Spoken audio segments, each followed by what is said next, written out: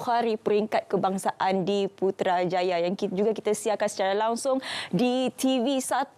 Dan kalau kita melihat Perdana Menteri Datuk Seri Anwar Ibrahim berkata kerajaan perpaduan sentiasa mengundang barisan ulama terkenal dari dalam dan luar negara untuk menyebarkan ilmu kepada masyarakat di negara ini. Ini yang terjadi petang hingga malam. Dan sebelum itu pula Yang Amat Berhormat Perdana Menteri sebenarnya telah pun bersama dengan Belia P. Helen dalam sesi temu Anwar di mana Perdana Menteri memaklumkan kerajaan memperuntukkan 1 juta bagi melantik sekretariat tidak rasmi untuk menyelaras isu berkaitan penghantar P. Helen dalam usaha memastikan kebajikan pekerja industri itu terus terpelihara. Walaupun konsert Good Vibes dah pun dibatalkan serta-merta, tapi semalam konsert Bintang Kecil ini Debaran Bintang Kecil 2023 bagi peringkat Semenanjung dan telah pun berlangsung pada malam tadi di Auditorium Perdana Angkasa Puri Kota Media dan sudah pastinya debaran tersebut telah pun terungkai. 6 calon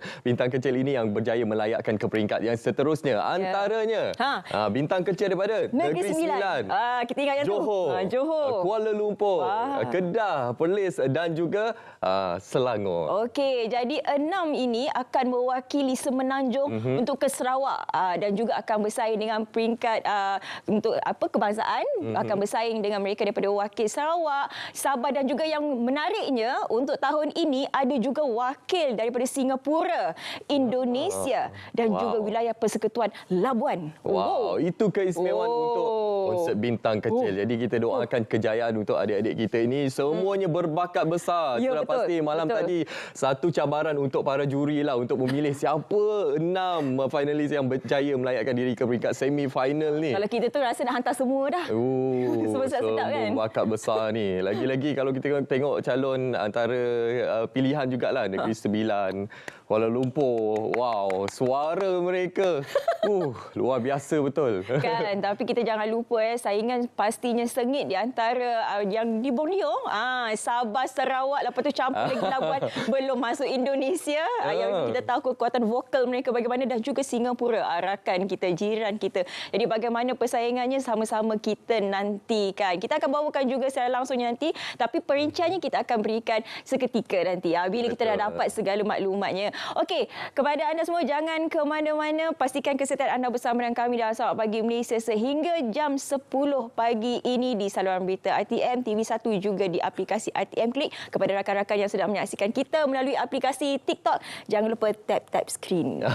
Kita nak berehat seketika. Selepas ini kami bawakan topik perbincangan yang menarik, istimewa untuk anda bagi Sarawak Pagi Malaysia bagi edisi hujung minggu.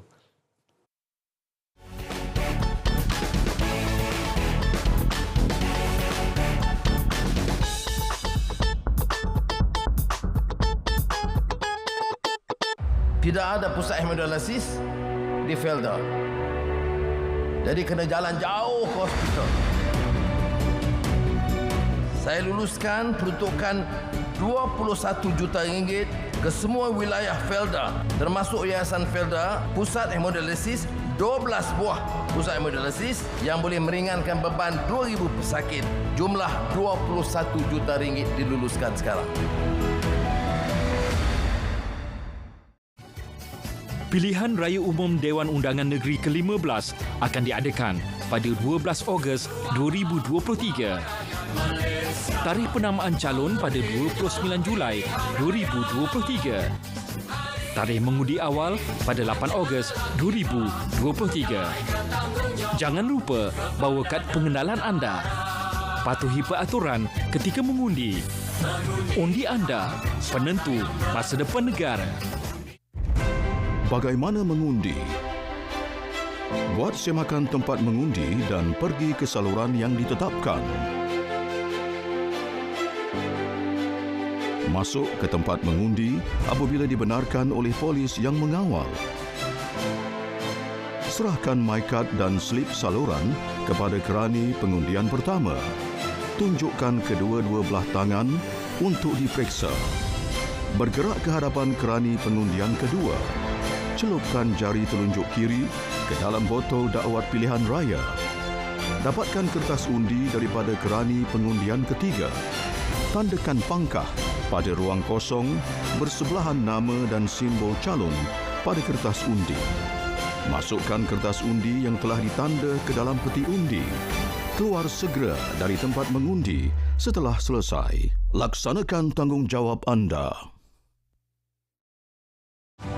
Yang Amat Berhormat Perdana Menteri menyebut 3 bilion itu adalah peruntukan untuk memastikan keseluruhan kawasan Mada dalam 100,000 hektar diliputi sepenuhnya oleh pengairan tersier. Saya ucapkan terima kasih banyaklah untuk kerajaan telah memberi sumbangan banyak untuk petani sawah padi, untuk penanaman padi 5 kali 2 tahun. Tentang pemodenan sektor teknologi dan peluang yang diberi oleh syarikat Tesla dalam satelit. Itu semua keperluan asas untuk memajukan sektor pertanian. Sangat penting. Saya sebagai mewakili Satuan Layan Kuala Kedah yang mengucapkan ribuan terima kasihlah kepada PMR. Bahawa nasib sawah padi di bawah pentadbiran kita yang tegas, kita nak tentukan pendapatan ni betul-betul tinggi. Dengan cara sedemikian, kita selesaikan juga masalah negara dari segi keterjaminan makanan.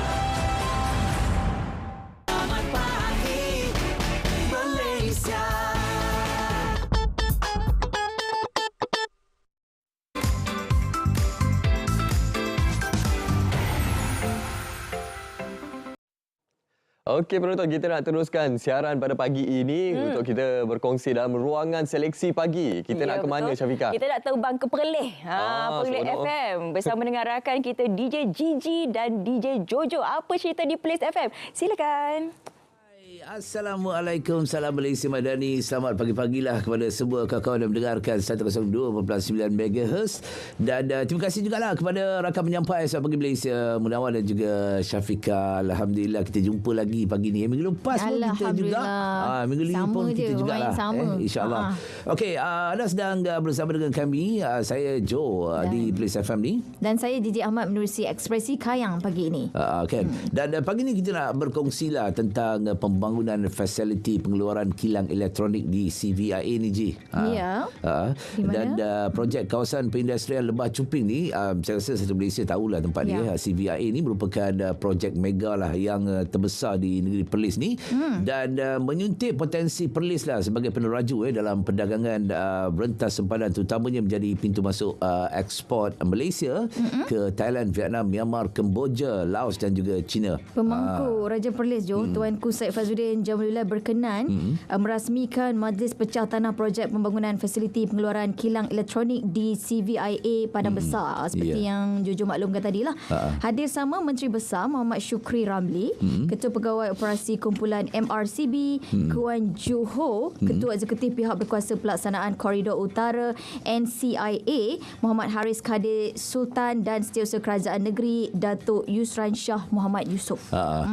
Tita baginda lah semasa projek peresmian tu kejayaan projek pembangunan fasiliti pengeluaran kilang elektronik di kawasan perindustrian Lebah Cuping ni dibangunkan oleh Malaysia Resources Corporation berhadlah MRCB, bakal memberi impak yang positif lah kepada ekonomi dan juga rakyat Perlis dan ia juga bakal menjadi pembangkit kepada pelaburan lain lah di CVIA. Pembangkit betul, pembangkit. Selain itu juga bakal menjadi macam Jo kata tadi, pembangkit kepada pelaburan lain ke CVIA. Baginda juga berharap pihak MRCB akan terus memberikan sepenuh komitmen dalam memastikan pembangunan projek tersebut dapat disiapkan sebagaimana dirancang. Daripada aspek peningkatan taraf hidup dan juga peningkatan pendapatan rakyat. Projek ini juga dilihat dapat membantu rakyat negeri ini. Betul. Itu antaranya dah. Dan aspek peningkatan taraf hidup dan juga peningkatan pendapatan rakyat ni, projek ini dilihat membantu rakyat negeri Perlis lah kan. Itu yang kita harapkan dan dijangka siap pada bulan September kan. Tak lama lagi kan. September 2024 lah. Ini dapat memberi keutamaan jugalah kepada rakyat negeri Perlis dalam merebut peluang-peluang pekerjaan kan. Yang bakal diwujudkan. Okey, itu antaranya yang nak kita kongsikan. Yang utamanya lah yang nak kita kongsikan kepada anda. Dan satu lagi ni berkenaan dengan satu lagi kita nak ucapkan tahniah tahniah kepada adik Putri Azalia. Betul. Sebab semalam beliau salah seorang lah yang bakal mewakili di Negeri Perlis kan ke peringkat seterusnya di Sarawak. Di Sarawak bintang kecil. Beliau merupakan salah seorang daripada yang paling muda lah Ji semalam yang paling tahun, muda kan?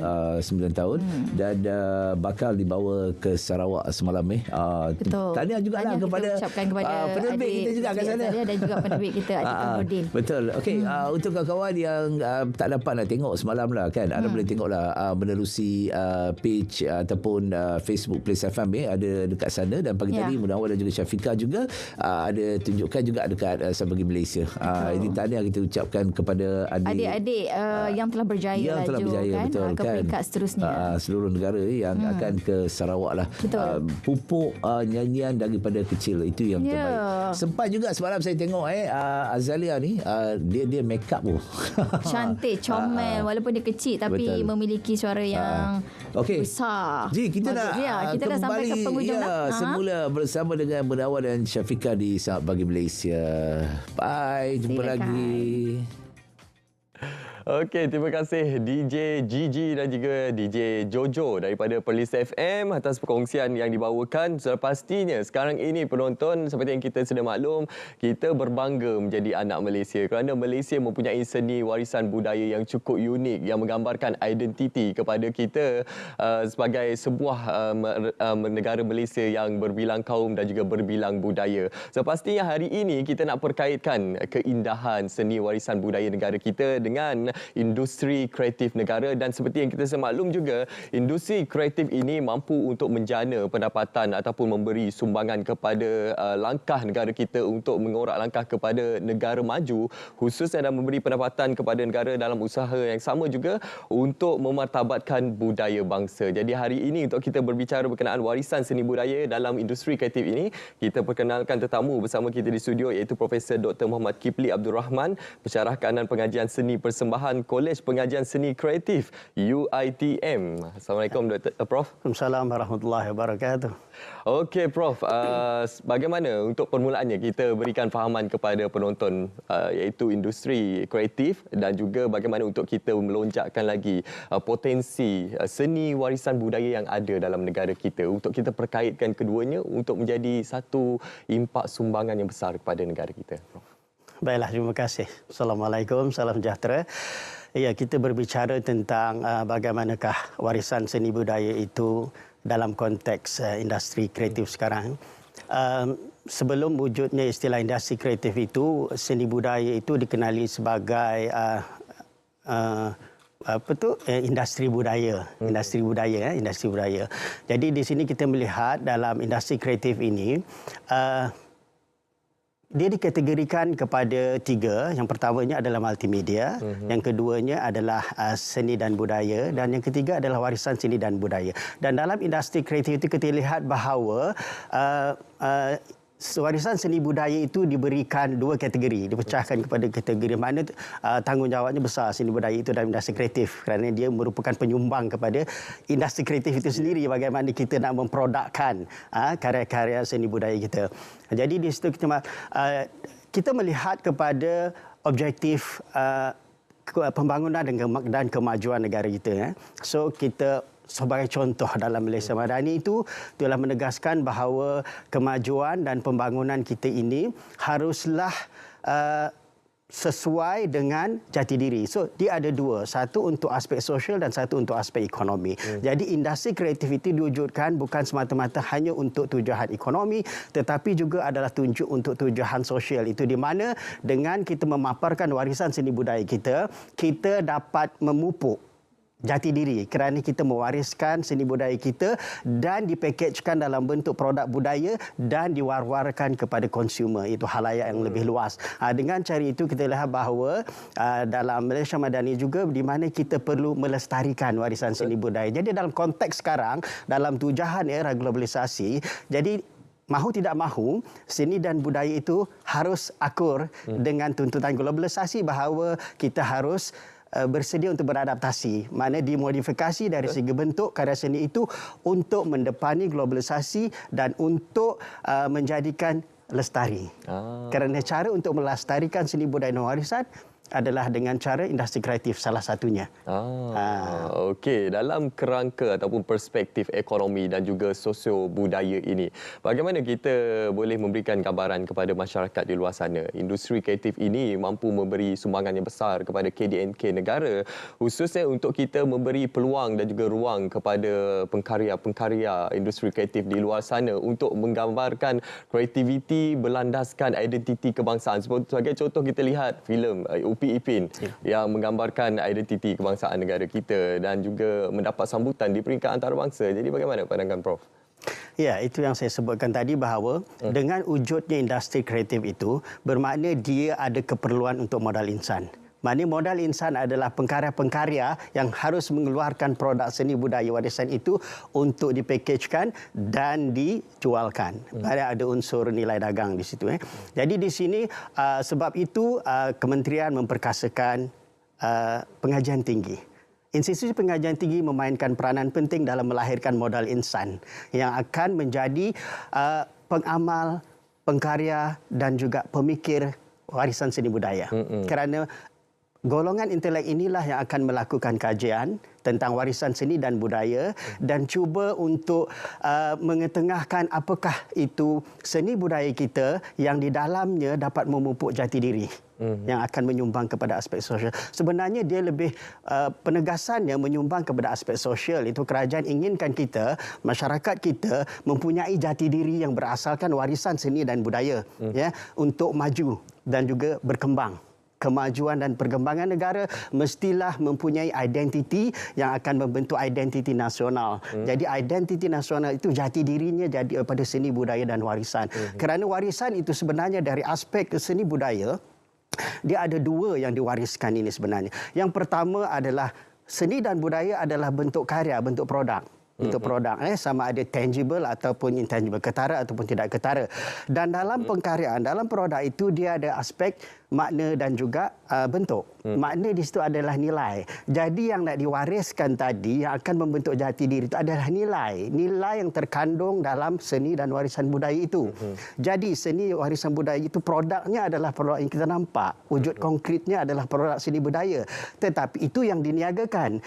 Yang dipentingkan adalah aspek nilai itu perlu dibawa di dalam produk itu untuk diwar-warkan kepada masyarakat kita supaya dapat dia menghayati, menjiwai, mengapresiasi nilai yang terkandung di dalam produk budaya yang mereka konsum itu, mereka terima. Jadi itu maknanya industri kreatif ini sebagai satu kenderaan yang baharu yang akan membawa nilai itu. Betul, setuju. Namun begitu, warisan seni budaya harus akur bahawa warisan itu sendiri perlunya boleh beradaptasi dan dilakukan modifikasi. Sebab itu ada unsur pemeliharaan dan pemuliharaan. Yang dipelihara tadi adalah nilai. Betul. Yang dipelihara adalah produk tu, karya tu. Jadi dipelihara dia akan sentiasa berubah mengikut konteks namun nilainya tetap sama. Betul. Jadi pemaknaan yang harus diterima oleh halayak itu mestilah sama dengan makna yang dibawa oleh nenek moyang kita dahulu. Kerana warisan itu berkaitan dengan sesuatu yang diwarisi daripada generasi terdahulu, nenek moyang kita. Jadi produk itu adalah manifestasi kepada nilai. Jadi nilai itu wujudnya dalam dunia abstrak, dunia konsep, dunia metafizik. Tetapi produk objek konkret wujud dalam ruang fizikal. Ruang fizikal terikat dengan ruang dan masa. Maknanya kita sentiasa berubah. Tetapi nilai dalam dia tidak terikat dengan ruang dan masa fizikal. Jadi nilai itu yang kita perlu pelihara. Tapi bentuknya nanti bukan berubah mengikut konteks zaman. Kerana keseluruhan kewujudan kita ini bergerak dalam hukum hijrah. Betul. Jadi kita sentiasa bergerak. Bumi kita pun berkembang. Jadi kita tidak berkeras. Jadi seni budaya itu sifatnya dinamik. Jadi dalam konteks industri kreatif ini akan melakukan modifikasi terhadap produk seni budaya itu. Namun begitu, nilai itu tetap dikekalkan untuk memupuk jati diri dan membentuk identiti nasional. Seperti mana nilai-nilai itu kita terangkum dalam 6 teras nilai Malaysia Madani itu. Betul. Kerana kita ingin maju dan membangun dalam acuan kita sendiri, sebagai sebuah tamadun bangsa. Itu yang dihasratkan oleh kerajaan, bagaimana warisan seni budaya itu berhubungan dengan industri kreatif. Okey. Dan bagaimana industri kreatif membantu untuk Prof, untuk kita memperkayakan nilai modal insan ini, so pasti dua frasa penting yang Prof sebut tadi, iaitu adaptasi dan juga apresiasi. So pasti untuk pengkarya-pengkarya tempatan ini, untuk kita menghargai nilai warisan budaya yang ada di negara kita ini, ianya memerlukan satu impak yang memberi identiti nasional kepada kita. Namun juga kita perlu memberikan fokus kepada potensi mungkin untuk pengkarya-pengkarya pengarah filem antarabangsa untuk menjadikan Malaysia sebagai destinasi perfilman untuk filem-filem yang bertaraf antarabangsa. Yalah, kalau kita lihat keunikan Malaysia dari hujung Sabah pergi ke hujung Sarawak sampai ke hujung Perlis, pelbagai keunikan, keindahan alam semajadi dan juga seni warisan budaya yang perlu kita ketengahkan, Prof. Ya, betul. Bagi untuk menarik pihak luar untuk melihat, kerana itu amalan perlu dilakukan. Jadi itu tujuan industri kreatif. Industri kreatif memberi ruang kepada masyarakat kita untuk terlibat dalam industri tersebut, sebab industri maksudnya mass production. Maknanya penghasilan produk seni budaya itu perlu banyak. Jadi modal insannya perlu ada. Institusi pengajian tinggi memainkan peranan penting dalam melahirkan modal insan untuk mengisi keperluan industri kreatif dalam menghasilkan produk budaya. Jadi bila kita sudah ada amalan, maknanya setiap negeri akan ada bentuk seni persembahannya sendiri. Akan ada mungkin monumen-monumennya sendiri yang melambangkan identiti untuk sesuatu negeri tersebut. Jadi dengan amalan, sebab dia karya seni budaya itu adalah tentang cara hidup. Jadi dia mesti diamalkan dalam kehidupan kita seharian. Jadi bila kita dah amalkan bentuk seni budaya yang kita warisi dalam kehidupan seharian, dalam konteks sekarang, jadi kita jualkan dalam bentuk industri kreatif, orang luar akan melihat. Of course lah, kalau dia nak buat syuting, menariknya kalau saya lakukan penggambaran di sini, umpamanya macam projek-projek homestay yang kita buat sebagai contoh. Dan homestay juga dia tetap mengekalkan seni warisan budaya. Seperti rumah panggungnya begini. Kemudian bagaimana cara hidup masyarakat di kampung ini umpamanya. Jadi dengan cara itu pelancong akan melihat, cantiknya kalau aku buat penggambaran filem di sini. Jadi industri kreatif itu akan menggalakkan amalan warisan seni budaya itu, kerana dia perlu diamalkan kerana satu cara hidup. Dengan cara itu kita nampak bahawa tentang jati diri dan identiti. Sebab dari aspek sosial kita panggil dia sebagai outcome. Outcome maknanya nak tahu jati diri ni akan ambil masa panjang. Tapi kalau aspek ekonomi, kita buat show, kita dah dapat duit, kita dah dapat penjanaan, ekonomi itu output sebab dia kadar segera. Tapi outcome-nya adalah tentang jati diri tadi. Yang dipentingkan sebenarnya adalah tentang jati diri tadi. Jadi maknanya bila orang luar datang nak buat syuting, orang luar pun dah tahu bahawa okey, Malaysia ini jati dirinya begini. Jadi identiti nasionalnya begini. So kita nampak bahawa keunikan negara kita. Jadi seni warisan seni budaya itu dia perlu diamalkan. Jadi dalam konteks industri kreatif membantu untuk menyemarakkan amalan warisan seni budaya dalam kalangan masyarakat, sebab dia mesti dibawa oleh masyarakat pengamal yang kita warisi. Betul, industri kreatif ini sekarang ini perlu seiring dengan usaha untuk kita memperkasakan seni warisan budaya, kerana dengan ruang ini dapat menyuburkan lagi platform kepada anak muda, khususnya dalam kita mewarisi warisan daripada nenek moyang kita. Namun apa antara cabaran utama dalam hal ini, Prof? Khususnya dalam kita memberi kesedaran kepada pengkarya-pengkarya, kepada pemain-pemain industri untuk kita mengangkat warisan budaya ini sebagai satu identiti dalam industri kreatif kita, yang satu kebanggaan sewajarnya, Prof. Ya, sebenarnya cabarannya begini. Pertama, dari segi aspek penyelidikan. Jadi bila kita nak melahirkan yang saya katakan tentang nilai tadi, jadi bila kita nak mengetahui nilai ini adalah nilai yang dibawa oleh warisan generasi terdahulu, kita perlu melakukan penyelidikan terhadap objek-objek warisan seni budaya itu terlebih dahulu. Kerana berdasarkan penyelidikan ini didokumentasikan dalam bentuk audio, video dan juga penulisan. Dari situ nanti pekerja-pekerja industri kreatif ini akan membuat kajian terhadap penyelidikan yang tadi dilakukan. Dia nakkan konten. Industri kreatif memerlukan konten. Jadi kontennya yang berbasiskan warisan seni budaya. Jadi dia harus dilakukan penyelidikan. Jadi ini tugas dan tanggungjawab Institusi Pengajian Tinggi, terutamanya untuk melahirkan modal insan yang mempunyai jiwa pemikir dan secara tidak langsung juga pengamal. Sebab bila kita melakukan penyelidikan, kita harus pergi ke lapangan, kita harus mengkaji, memerhati, kita harus mengobservasi. Jadi dengan itu pengkaji, jadi rujukannya nanti adalah isu pengajian tinggi. Ya, isu pengajian tinggi. Jadi maknanya konten-konten insight kreatif itu, you nak dapatkan nilai tadi, you kena merujuk kepada penyelidikan yang telah dilakukan oleh Seni dan Budaya.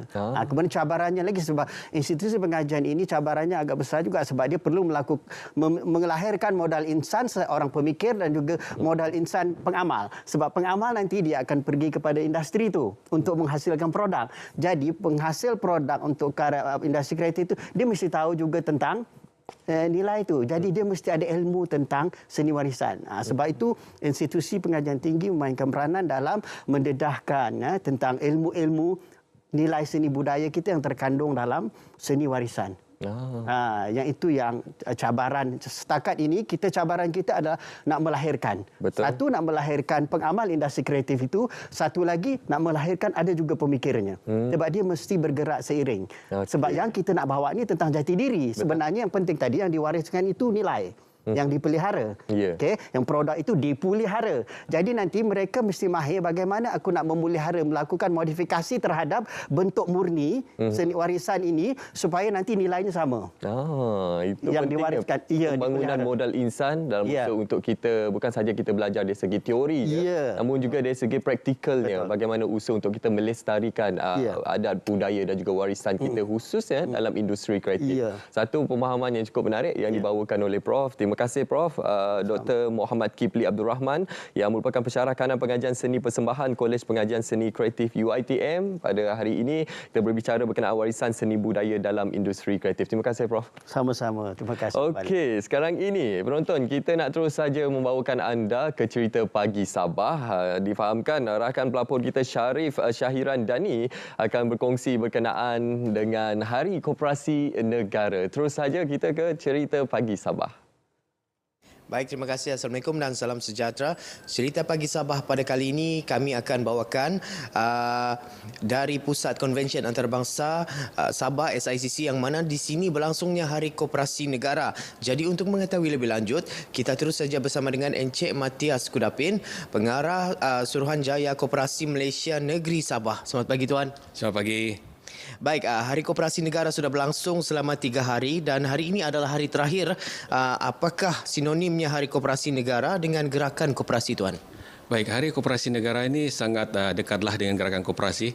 Inilah hari di mana kita mau merayakan sumbangan dan juga menghargai sumbangan penglibatan gerakan koperasi dalam pembangunan sosioekonomi. Dan dalam program selama 3 hari ini, kita telah mempamerkan berbagai kejayaan dan juga berbagai produk dan perkhidmatan yang disediakan oleh koperasi dengan tujuan selain daripada mau menonjolkan kebaikan, manfaat berkoperasi itu sendiri, tetapi juga kita mau mewar-warkan kepada masyarakat untuk menggalakkan mereka menceburkan diri dalam kegiatan koperasi pada masa yang akan datang. Bagaimana pula dengan sambutan sepanjang 3 hari program ini, Tuan? Syukur sepanjang 3 hari kita berada di SICC ini, sambutannya cukup luar biasa. Malah boleh saya katakan semasa perasmian itu sambutannya cukup luar biasa. Di luar jangkaan kami sebenarnya, jangkaan kehadiran melebihi 5,000 orang. Jadi saya sangat-sangat teruja dengan sambutan masyarakat bukan saja di Kota Kinabalu ini, di Sabah ini, bahkan gerakan koperasi dari seluruh Malaysia datang untuk merayakan bersama sambutan Hari Koperasi Negara pada tahun ini dan menyokong program kita ini. Ya. Baik Tuan, adakah sambutan Hari Koperasi Negara ini perlu diteruskan pada masa akan datang? Ya, sudah tentu. Pada saya Hari Koperasi Negara ini sangat penting. Inilah kesempatan untuk kita memperkenalkan kepada masyarakat umum tentang manfaat berkoperasi itu dan pada saya sambutan seumpama ini sangat-sangat perlu untuk kita jalankan atau anjurkan pada masa yang akan datang. Terima kasih Tuan. Sekian perkongsian cerita Pagi Sabah daripada saya, Chef Sharon ini. Untuk anda semua, teruskan tonton Selamat Pagi Malaysia. Kembali ke Angkasa Puri. Okey, terima kasih untuk cerita pagi Sabah. Seterusnya kita akan ke SPM sana sini. Ada 3 sebenarnya perkara menarik ingin kami kongsikan bersama dengan anda. Ini mengenai sindiket dan itu tampil sebagai perancangan keuangan palsu. Itu antara taktik terbaru sindiket penipuan dalam talian. Menurut Persatuan Perancangan Keuangan Malaysia, trend itu semakin meningkat seiring permintaan terhadap perkhidmatan perancangan keuangan selain mempunca daripada kealpaan mangsa sendiri. Mangsa penipuan terlibat hendaklah segera melaporkan kepada Suruhanjaya Sekuriti dan Pusat Respons Skam Kebangsaan NSRC menerusi talian 997.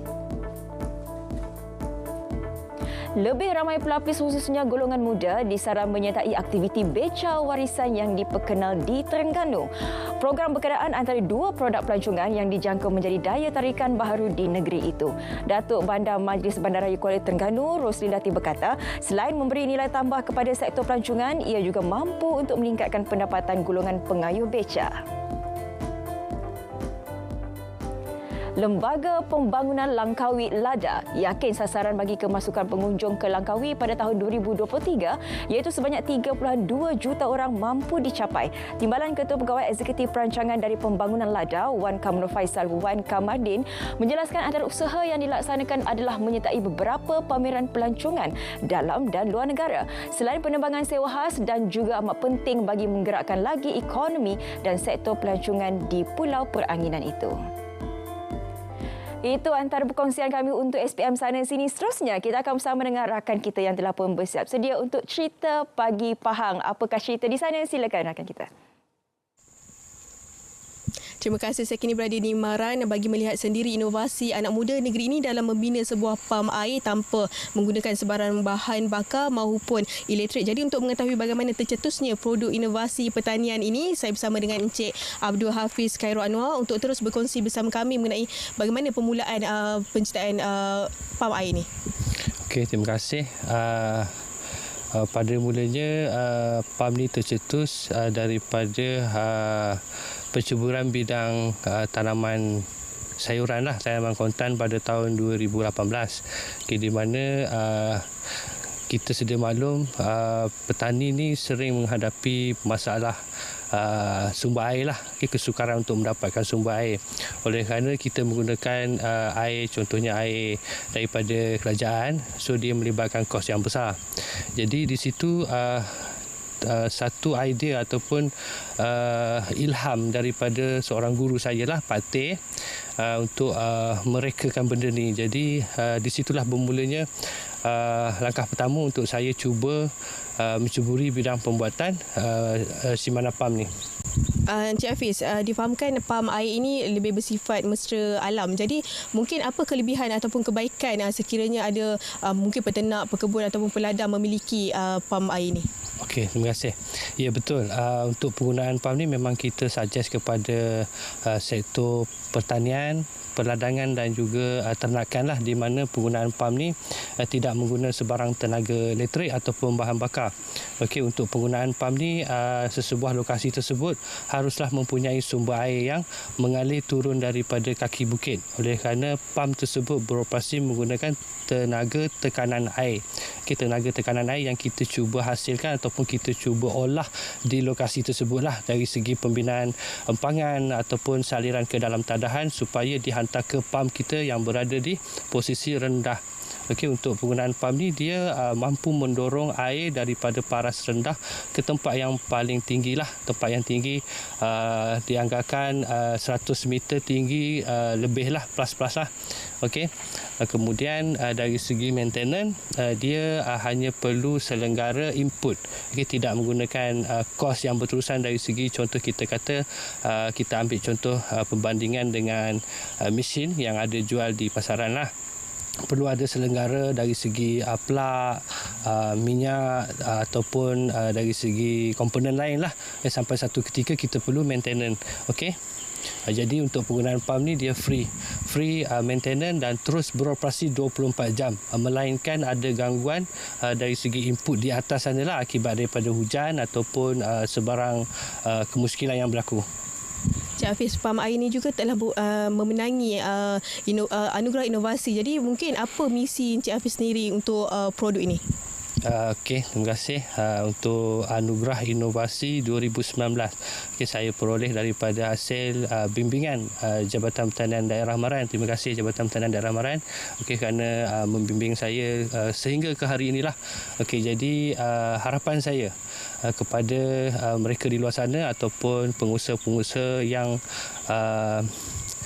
yang kita kata sesuai untuk guna pakai ini supaya fikir bagaimana untuk kita jimatkan kos operasi kita dalam sesebuah perancangan projek lah. Okey, contoh saya ambil contoh saya bercimpung dalam bidang sistem pengairan untuk tanaman durian, untuk pembangunan projek durian baru kan. Jadi di situ kita boleh lihat dalam pengalaman saya ni penggunaan mesin kita dah tak guna pakai. So untuk perusahaan tanaman durian ni dia ambil masa yang lama lah untuk mendapatkan hasil sekurangnya 5-6 tahun. Jadi untuk penggunaan mesin yang kita kata menggunakan bahan bakar petrol ataupun diesel tersebut dia dah merangkumi keseluruhan kita kata kos yang agak tinggi lah berbanding penggunaan Shimano pump. Okey, baik Encik Hafiz, terima kasih atas perkongsian bersama kami. Jadi saya kira setakat itu saja perkongsian dari Pahang. Kembali ke studio.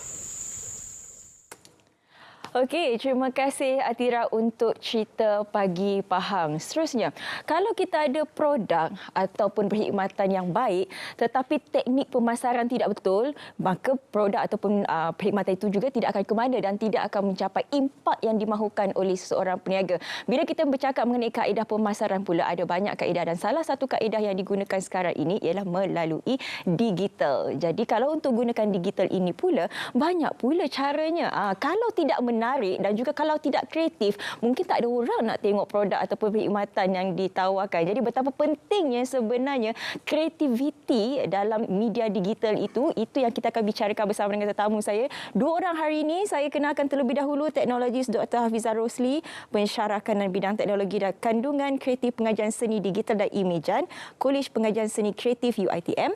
Juga di sebelahnya Muhammad Suhaimi Johan, koordinator bidang teknologi kandungan kreatif pengajian seni digital dan imejan, Kolej Pengajian Seni Kreatif UiTM. Assalamualaikum, selamat pagi. Waalaikumsalam. Wah, panjang betul nama fakulti ni. Bidang teknologi kandungan kreatif pengajian seni digital dan imejan. Okey, kita nak memahami dan kita nak berkenalan terlebih dahulu dengan fakulti ni. Silakan doktor. Ya. Okey, kami di teknologi kandungan kreatif ni di KPSK adalah sinergi lah, saya boleh kata gabungan antara tiga bidang iaitu bidang animasi, game design dan juga creative motion design. Dan kami membuatkannya menjadi lebih menarik untuk kegunaan masa hadapan untuk kita produce sesuatu yang lebih berimpak lah.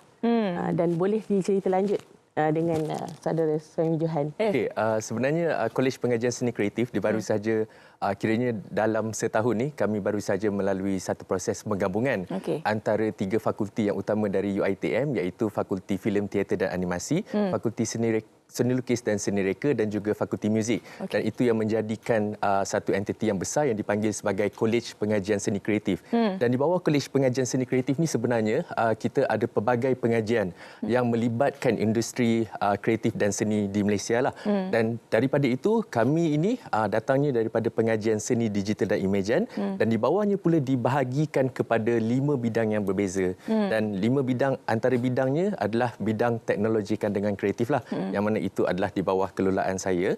Dan juga di bawah bidang ini pula terdapat 5 program akademik yang berasingan. Jadinya dia daripada satu entiti yang besar digabungkan dan dikecilkan sehinggalah kepada skop iaitu bidang teknologi kandungan kreatif. Tapi untuk masa sekarang ini, bagaimana sebenarnya perkembangan industri teknologi kreatif ini? Adakah sudah mendapat minat dan juga perhatian oleh belia khususnya? Ya, sangat sebenarnya. Sangat kiranya mendapat perhatian yang sangat luas dan sangat besar dalam kalangan belia. Ini kerana kalau dilihat dari trend temuduga, kerana program kami adalah program yang bertemuduga, Permohonan sangat tinggi, boleh mencapai sehingga lebih daripada 2,000 permohonan dalam satu masa ataupun satu semester. Dan trend ini juga kita dapat lihat terutamanya selepas berlakunya COVID-19, banyak kandungan-kandungan digital semakin berkembang.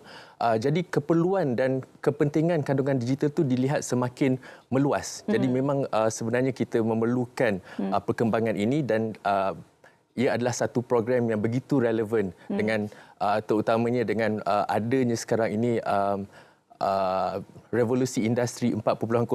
Jadinya ia memang benar-benar berkaitan rapat dengan trend terkini pada masa kini lah. Saya berminat dengan apa tadi saya katakan mengenai keperluan dan juga kepentingan teknologi kreatif ini. Terutamanya kalau kita gunakan pemasaran di media sosial. Sekarang ini semuanya berlumba-lumba untuk menjual produk ataupun perkhidmatan mereka menggunakan media sosial. Jarang sekali menggunakan media-media yang tradisional ini orang katakan. Tapi itulah apabila mereka berlumba, persaingan juga semakin lama semakin hebat. Mereka memerlukan sesuatu yang lebih kreatif. Jadi di mana sebenarnya datangnya teknologi kreatif ini? Okey. Bagi saya hari ini pun kita boleh bincangkan tentang ada sinergi kandungan digital tersebut. Ianya adalah satu gabungan atau kolaborasi antara pelbagai jenis media yang digunakan untuk supaya kita mendapat lebih kesan, impak dalam penjenamaan ataupun juga mesej yang nak disampaikan kepada penonton. Jadi dengan penggunaan seperti video, audio, teks dan juga bahan interaktif. So dengan ini kita boleh dapat tengoklah kesan itu dan pengalaman yang diguna pakai semasa pengalaman mempromosi dan sebagainya lebih berimpak. Mungkin tuan juga boleh kongsikan sedikit. Sebenarnya apabila kita lihat teknologi kandungan digital ni dia ada pelbagai platform. Jadi antara platformnya adalah dalam bentuk sosial media dan sebagainya. Walau bagaimanapun elemen-elemen yang ada dalam teknologi kandungan kreatif antaranya dari bentuk teks, image, visual, video dan sebagainya. Apabila kita gabungkan menjadi satu platform yang kiranya digabungkan, contohnya kalau dalam social media itu sendiri sebenarnya adalah penggabungan daripada pelbagai elemen. Jadinya elemen-elemen ini apabila digabungkan dan digunakan secara betul, ia akan memberikan impak yang lebih berkesan kepada penonton. Dan saya percaya remaja-remaja pada hari ini sebenarnya mereka sangat berbakat. Cumanya jika mereka diberikan ruang dan peluang yang lebih untuk mempelajari secara formal dengan teorinya dan praktikalnya yang secara meluas, maka bakat-bakat seperti ini sebenarnya boleh diasah dan akan memperkembangkan lagi teknologi kandungan digital dalam kalangan remaja.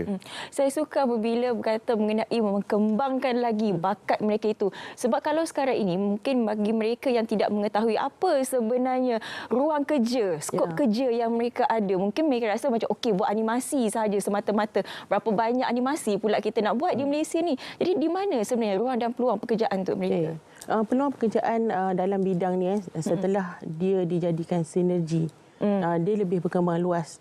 Contohnya dalam segi sekarang ni remaja kini gemar dengan e-sport dan juga social media, orang kata pereka konten, konten jadi ini adalah satu platform yang terbaik untuk mereka menggunakan sinergi ini untuk memberi kesan impak yang sangat baiklah untuk hasil kerja mereka itu. Untuk bakat kita di Malaysia ni, anak-anak muda bagaimana sekarang ni? Adakah mereka setanding dengan peringkat antarabangsa atau bagaimana? Okey, seperti yang saya katakan tadi, kalau dilihat daripada program kami adalah program yang bertemu duga. Pada waktu itu sebenarnya mereka ini belum lagi ada pengenalan ataupun pengenalan yang lebih khususlah kepada program animasi contohnya. Bakat mereka telah diasah dari peringkat sekolah lagi. Dan apabila mereka melalui proses pembelajaran secara formal di universiti, sebenarnya bakat mereka diasah lebih lagi dan apabila mereka bergraduat, maknanya mereka akan boleh mencapai sehingga ke tahap international. Contohnya kalau dilihat pelajar-pelajar kami juga ramai yang telah pergi ke peringkat antarabangsa, sama ada bekerja di syarikat-syarikat ataupun di industri gergasi di Malaysia ataupun antarabangsa, ataupun mereka juga mempunyai contohnya YouTube channel sendiri yang mempunyai jutaan pengikut di dalam channel-channel mereka juga. Kalau kita boleh saksikan di kaca TV sekarang, ini apa? Ini adakah hasil daripada para pelajar ke begitu? Ya, ini semua adalah hasil karya pelajar, iaitu kita katakan sebagai final year project yang mana mereka menjalankan proses-proses pembelajaran mengikut produksi animasi, game design ataupun creative motion design. Jadi proses ini telah dilakukan sepanjang satu semester ataupun 2 semester dan proses ini juga akan ditayangkan kepada masyarakat umum, kepada panel-panel dari industri, kepada alumni juga supaya mereka mendapat maklum balas. Dan jadinya apabila mereka mendapat maklum balas daripada industri ataupun masyarakat umum, mereka ini bukan sekadar syok sendiri. Kita tak nak pelajar-pelajar kita bergraduan tapi sebenarnya syok sendiri, kualiti itu tak mencapai standard industri. Kita tak nak yang sebegitu. Betul. Betul. Itu saya paling setuju sekali. Sebab apa yang paling kita risaukan nanti dah habis belajar 3 tahun, 2 tahun lebih tu, lepas tu tak dapat kerja. Sebab apa yang mereka hasilkan di universiti rupanya ikut kepala sendiri, ikut hati sendiri, bukan apa kehendak industri. Tapi itulah, bila kita bercakap mengenai ini, saya tertarik dengan tadi ada gaming. Sebab ini saya rasa antara yang baru di UiTM. Kalau selama ni tak ada. Kalau ikutkan, itulah tadi gabungan kepada 3 bidang tadi. Antaranya adalah rekaan game design ni lah. Jadi dengan adanya game design ni, lebih banyak lagi orang kata peluang bakat, especially pelajar boleh maju untuk pergi ke pesada dunia lah sebenarnya. Dan dia adalah bukan baru, tetapi masih perlukan lagi orang kata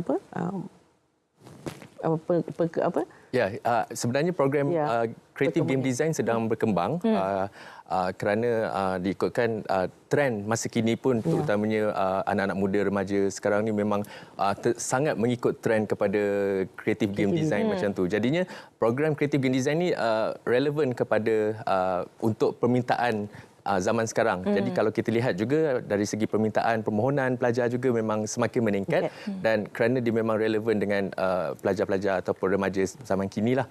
So, contohnya kalau kita lihat sekarang untuk game design tu ada banyak aspek, contohnya dari segi design, dari segi game teknologi dan sebagainya, dan juga yang trend terkini adalah e-sport. Di mana e-sport ni kalau kita sebut saja e-sport, memang akan ramai berduyun-duyun akan menyertai program e-sport tu sendirilah. Jadi kalau di UiTM ni apa sebenarnya skop pembelajarannya kalau dari segi skop pembelajaran di UiTM bagi Creative Game Design adalah yang berkaitan dengan game teknologi, game design. Maknanya game design ni kita mereka buat rekaan game itu sendiri. Jadinya selain daripada yang game design secara digital, kita juga ada mengajar yang asas, perkara-perkara asas dalam seni reka permainan ataupun game design tersebut, iaitu mereka akan bermula dari teknik-teknik yang konvensional sebelum pergi kepada digital. So dalam digital tu pula bagaimana mereka akan melihat kepada layer, kepada stages dan sebagainya, itu yang akan dipelajari, dan juga karakter-karakter design dalam bentuk 2D, dalam bentuk 3D. Jadi itu semua apabila digabungkan jadinya akan menghasilkan satu produk dalam bentuk game design, termasuk juga dengan programming. Okeylah. Tapi kalau kita lihat kepada pengusaha di luar sana, mungkin mereka berpendapat bahawa tak apalah saya buat sendiri pun tak apa, sebab follower saya pun dah banyak, kandungan saya pun ramai tontonan, dah tak perlu dah graduan daripada fakulti seperti fakulti daripada doktor dan juga tuan kan. Jadi bagaimana persepsi masyarakat itu? Sebab lagi-lagi kalau macam beliau ada yang mengatakan bahawa tak payahlah sambung belajar sebab ada lagi kejaya-kejaya di luar sana. Bagi saya, pendidikan formal ini sangat penting untuk kita tahu, seperti Encik Suhaimi katakan tadi, proses yang sebenar. Jadi pengetahuan tu akan menambah proses yang kemas, dan orang kata penghasilan dia lebih mengikut kepada proses yang ditentukan. Jadi dengan itu saya rasa perlu adalah pendidikan formal ni. Okey, saya juga difahamkan ada program Vertex Showcase yang akan diadakan pada 28 hingga 30 Julai. Mungkin boleh perincikan mengenai program ini? Baiklah, sebenarnya kami akan menganjurkan program Vertex Showcase pada 28 hingga 30 Julai 2023 bertempat di Dewan Berlian UiTM Kampus Puncak Alam dari jam 9 pagi hingga jam 5 petang. Program ini adalah gabungan antara pelajar-pelajar diploma animasi, sarjana muda muda produksi animasi 2D, sarjana muda produksi animasi 3D, sarjana muda seni reka permainan kreatif ataupun creative game design dan juga sarjana muda seni reka gerak kreatif ataupun creative motion design, di mana kita menggabungkan kelima-lima program akademik di bawah bidang teknologi kandungan kreatif untuk mempamerkan hasil kerja karya-karya pelajar kreatif kita lah dalam bentuk teknologi kandungan digital, di mana pelbagai aktiviti yang akan dijalankan. Kita akan ada tayangan, kita akan ada Vertex Talk. Vertex Talk tu kiranya adalah satu program buah bicara yang membicarakan berkenaan dengan aspek-aspek industri teknologi kandungan digital bersama pakar-pakar daripada industri. Kita juga ada Vertex Career Day, di mana kita akan memanggil ataupun menjemput pemain-pemain dari industri untuk menjalankan sesi temuduga secara bersemuka bersama pelajar-pelajar kita ataupun bakal-bakal pelajar yang akan ke industri. Dan juga ada semakan portfolio ataupun portfolio review. Jadi para pelajar, sesiapa saja yang ada portfolio yang ingin mendapatkan maklum balas terus daripada industri secara profesional, mereka boleh bawa, mereka boleh tunjukkan terus kepada industri dan terus mendapat maklum balas daripada mereka. Selain itu juga ada pelbagai aktiviti-aktiviti lain kerana kami mendapat sokongan padu daripada Malaysia Development Economic Corporation, Malaysia Digital Economy Corporation ataupun MDEC dan juga industri-industri dari tempatan dan juga antarabangsa untuk memeriahkan lagi program Vertex Showcase yang akan datang nanti. Jadi maksudnya program Vertex ini bukan saja untuk pelajar UiTM tetapi ianya juga terbuka kepada orang ramai. Jadi untuk bagi mereka untuk mengetahui lebih lanjut mengenai program ini, bagaimana Doktor? Okey. Tapi di sini kami ingin mengalu-alukan kedatangan semua untuk menghadiri Vertex Showcase ini pada 28 hingga 30 Julai. Di sana anda boleh mengambil pengalaman dan juga berkongsi pengalaman juga dengan industri kreatif bersama-sama menghayati perkembangan sinergi kandungan digital tadi tu. Ada pelbagai seperti virtual reality, game design, e-sport tadi, pertandingan semua ada di sana. Jadi saya menjemput semua hadirlah ke Vertex Showcase. Dan kita juga ada demonstrasi-demonstrasi, contohnya yang sekarang ni kita banyak menyebut berkaitan dengan metaverse ataupun metamesta katanya. Jadi demonstrasi-demonstrasi seperti ini kita cuba bawakan teknologi-teknologi digital terkini di dalam Vertex Showcase tu sebagai satu bentuk pendedahan bukan sahaja kepada pelajar-pelajar kami tetapi juga kepada masyarakat di luar supaya semua lebih sedar, adanya kesedaran berkaitan dengan teknologi kandungan digital itu. Jadi kepada khususnya lepasan SPM baru-baru ini yang mungkin tercari-cari nak masuk ke mana ataupun mungkin yang berbakat dalam industri ini, boleh terus saja ke program Vertex ini pada 28 hingga 30 Julai di UiTM Puncak Lam. Puncak Lam. Di Dewan Belian. Di Dewan Belian. Jadi pelbagai program yang akan berlangsung sepanjang 3 hari ini, pastinya pelbagai program itu telah pun dirangka untuk keperluan anda. Terima kasih banyak-banyak saya ucapkan kerana sudi bersama dengan kita hari ini. Seperti mana kita katakan tadi, kalau produk baik, perkhidmatan bagus tapi kandungan tu tak begitu kreatif, mungkin tidak akan mencapai impak yang diinginkan oleh pengusaha di luar sana. Terima kasih sekali lagi saya ucapkan.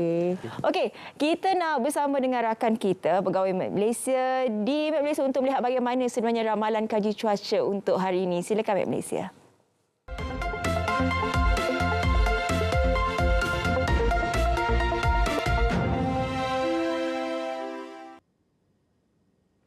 Assalamualaikum dan salam Malaysia Madani, kembali bersama Jabatan Meteorologi Malaysia untuk laporan cuaca terkini. Baik, kita mulakan dengan melihat paparan carta angin. Rantau negara pada ketika ini masih lagi menerima pengaruh angin daripada arah barat daya dengan kelajuan boleh mencecah lebih daripada 40 km sejam. Oleh yang demikian, Met Malaysia masih lagi mengekalkan amaran angin kencang dan juga laut bergelora bagi kategori pertama dan juga kedua, melibatkan kawasan perairan yang telah ditandakan dengan warna kuning dan juga jingga, terutamanya melibatkan kawasan di sekitar Selat Melaka Utara, Phuket, Labuan dan juga Reef South. Amaran ini sehingga 28 Julai 2023 dan harus diingatkan kepada orang ramai bahawa keadaan ini amat berbahaya kepada kesemua aktiviti laut, terutamanya bot-bot kecil, feri dan juga sebarang aktiviti menangkap ikan. Baik, kita teruskan dengan melihat keadaan cuaca pada pagi ini. Dilihat keadaan cuaca cerah di hampir keseluruhan negeri di Semenanjung Malaysia. Keadaan hujan hanya dicerap melibatkan kawasan di sekitar negeri Kedah, negeri Selangor dan juga sedikit di bahagian Johor Timur. Kita jangkakan untuk keadaan hujan di Johor Timur, negeri Selangor dan juga Kedah ini akan kembali reda sedikit masa sahaja lagi. Dan di sebelah petang, Met Malaysia menjangkakan untuk keadaan hujan masih lagi berpotensi untuk berlaku melibatkan di keseluruhan Semenanjung Malaysia dan melibatkan kawasan di sekitar pedalaman dan juga pantai timur. Untuk kawasan di pantai timur, keadaan hujan boleh memasuki di sekitar lewat petang sehingga ke awal malam nanti. Baik, kita teruskan dengan melihat keadaan cuaca di sebelah Malaysia Timur pula. Di sini dapat dilihat keadaan cuaca cerah di hampir keseluruhan bahagian di negeri Sabah dan juga Sarawak. Bagi keadaan cuaca di sebelah petang, kita jangkakan untuk keadaan hujan masih lagi berpotensi untuk berlaku bagi negeri Sarawak, lebih tertumpu di bahagian barat dan juga sedikit di bahagian pedalaman, manakala bagi negeri Sabah lebih tertumpu di bahagian Sandakan.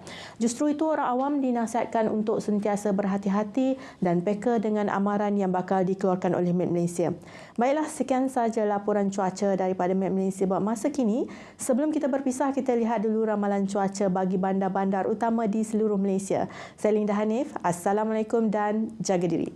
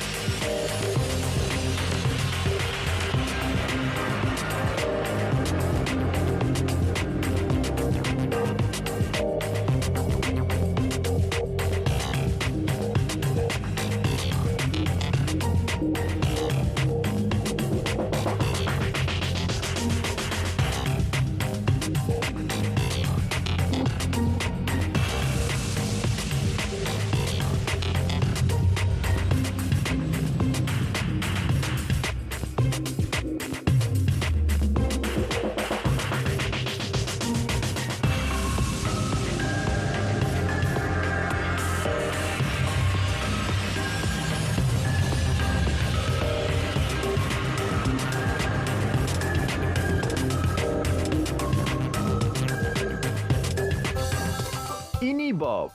Bob adalah seorang penyelam marin. Setiap hari, Bob mendapati semakin banyak plastik dihanyutkan ke dalam laut. Kesannya boleh mengakibatkan jumlah plastik melebihi daripada hidupan laut menjelang 2050 jika tindakan tidak diambil. Dianggarkan 50% plastik yang dihasilkan adalah plastik sekali guna dan 13 juta tan plastik dihanyutkan ke laut. Kerana sayangkan alam sekitar, Bob mengambil inisiatif membersihkan sisa plastik.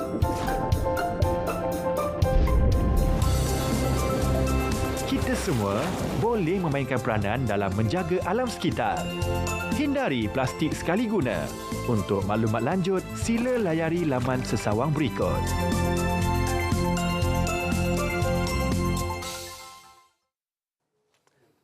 Okey, selamat kembali bersama kami dalam Samak Pagi Malaysia. Ya. Syafiqah, sebelum kita nak berbicara berkenaan topik kita yang seterusnya, saya nak bagi sedikit peribahasa lah.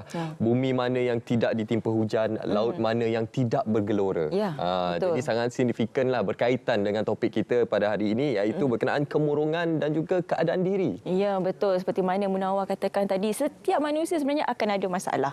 Tapi bagaimana kita nak tangani, mungkin ada orang boleh menghadapi masalah tersebut sebut dengan keadaan yang tenang. Tapi mungkin ada yang sedikit tewas. Jadi kepada mereka ini mungkin akan mengalami sedikit kemurungan. Jadi bagaimana sebenarnya untuk kita membantu mereka dan juga untuk mengenal pasti apakah simptom-simptom kemurungan ini, bersama dengan kita di studio ialah Tuan Abdul Subhan Mahfuz, seorang terapis dan juga coach. Assalamualaikum. Waalaikumsalam warahmatullahi wabarakatuh.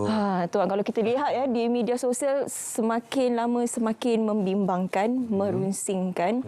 Ialah walaupun sekarang semakin terbuka orang bercerita mengenai kemurungan ini, tapi itu bukan satu indikasi yang baik sebenarnya. Sebab kita pun risau, takut dia akan membawa kepada keadaan bunuh diri dan sebagainya. Tapi kita perlu faham juga terlebih dahulu apa maksud murung itu. Sebab takkanlah sentiasa kita nak senyum pula, takkan duduk diam itu dah pun dianggap sebagai murung ya Tuan. Alright. So basically mengikut pada apa yang dinyatakan tadi itu betul. Keadaan diri kita ni sentiasa berubah. Dan bagaimana keadaan diri kita ni berubah adalah melalui persekitaran kita. Environment ataupun peristiwa-peristiwa yang berlaku. Kita katakan event tau. So bila sesuatu event itu berlaku, event itu adalah satu keadaan yang mana kita tak boleh ubah. Dia berada di luar kawalan kita. Cuma dalam kawalan kita adalah how we want to respond. Okey. Respon inilah yang akan menentukan result kepada event itu. Ada orang, situasi yang sama berlaku. Contoh katakan kemalangan, kehilangan kaki. Respon dia adalah habislah hidup aku, apa nak jadi, aku dah tak boleh buat apa dah. Keadaan aku ni, hidup macam ni dah tak berguna. Sedangkan ada orang, event yang sama, kehilangan kaki, dia mungkin respon, oh ini satu ujian untuk aku, Tuhan nak tingkatkan lagi darjah aku perlu lebih, berusaha lebih lagi daripada sebelum ni. So, result dia tu akan menjadi berbeza. So, bila kita kata kemurungan ni adalah hasil daripada wayang minda yang dimainkan dalam minda tu dan diamplifikan secara besar-besaran terhadap pola pemikiran yang negatif. So, bila dia masuk kepada pola pemikiran yang negatif, murung ni dia lebih kepada kita merisaukan benda yang dah berlaku tu. Berbeza dengan anxiety. Anxiety ni kita more worried about future. Kita terlalu bimbangkan tentang masa depan apa yang nak berlaku. So, bila kita masuk dalam state murung ni, kita terikat dengan past kita. So, kita tak boleh nak leraikan dekat situ dan kita membawa past itu bersama-sama. Yang menyebabkan kita masuk dalam keadaan murung. Okey. Jadi kita harap penonton faham untuk kita membezakan di antara keduanya. Kemurungan dan juga anxiety seperti yang diterangkan. Sangat penting sebenarnya bagaimana untuk kita bertindak balas terhadap apa yang berlaku. Seperti yang dinyatakan tuan tadi, event yang berlaku dalam kehidupan kita. Sama ada kita nak bertindak balas secara positif ataupun negatif. Namun untuk kita membantu, ialah mungkin ada dalam kalangan kawan-kawan kita, ahli keluarga kita yang mungkin mengalami anxiety ataupun kemurungan ini. Apa sebenarnya tanda-tanda yang boleh kita kenal pasti untuk kita mula-mula untuk membantu mereka? Alright. Kalau kita berkata tentang tanda-tanda kan, dia ada satu akronim tau daripada pakar psikologis dunia, which is Dr. Stephen Gilligan, Robert Dills. Mereka mengeluarkan satu akronim iaitu crash state.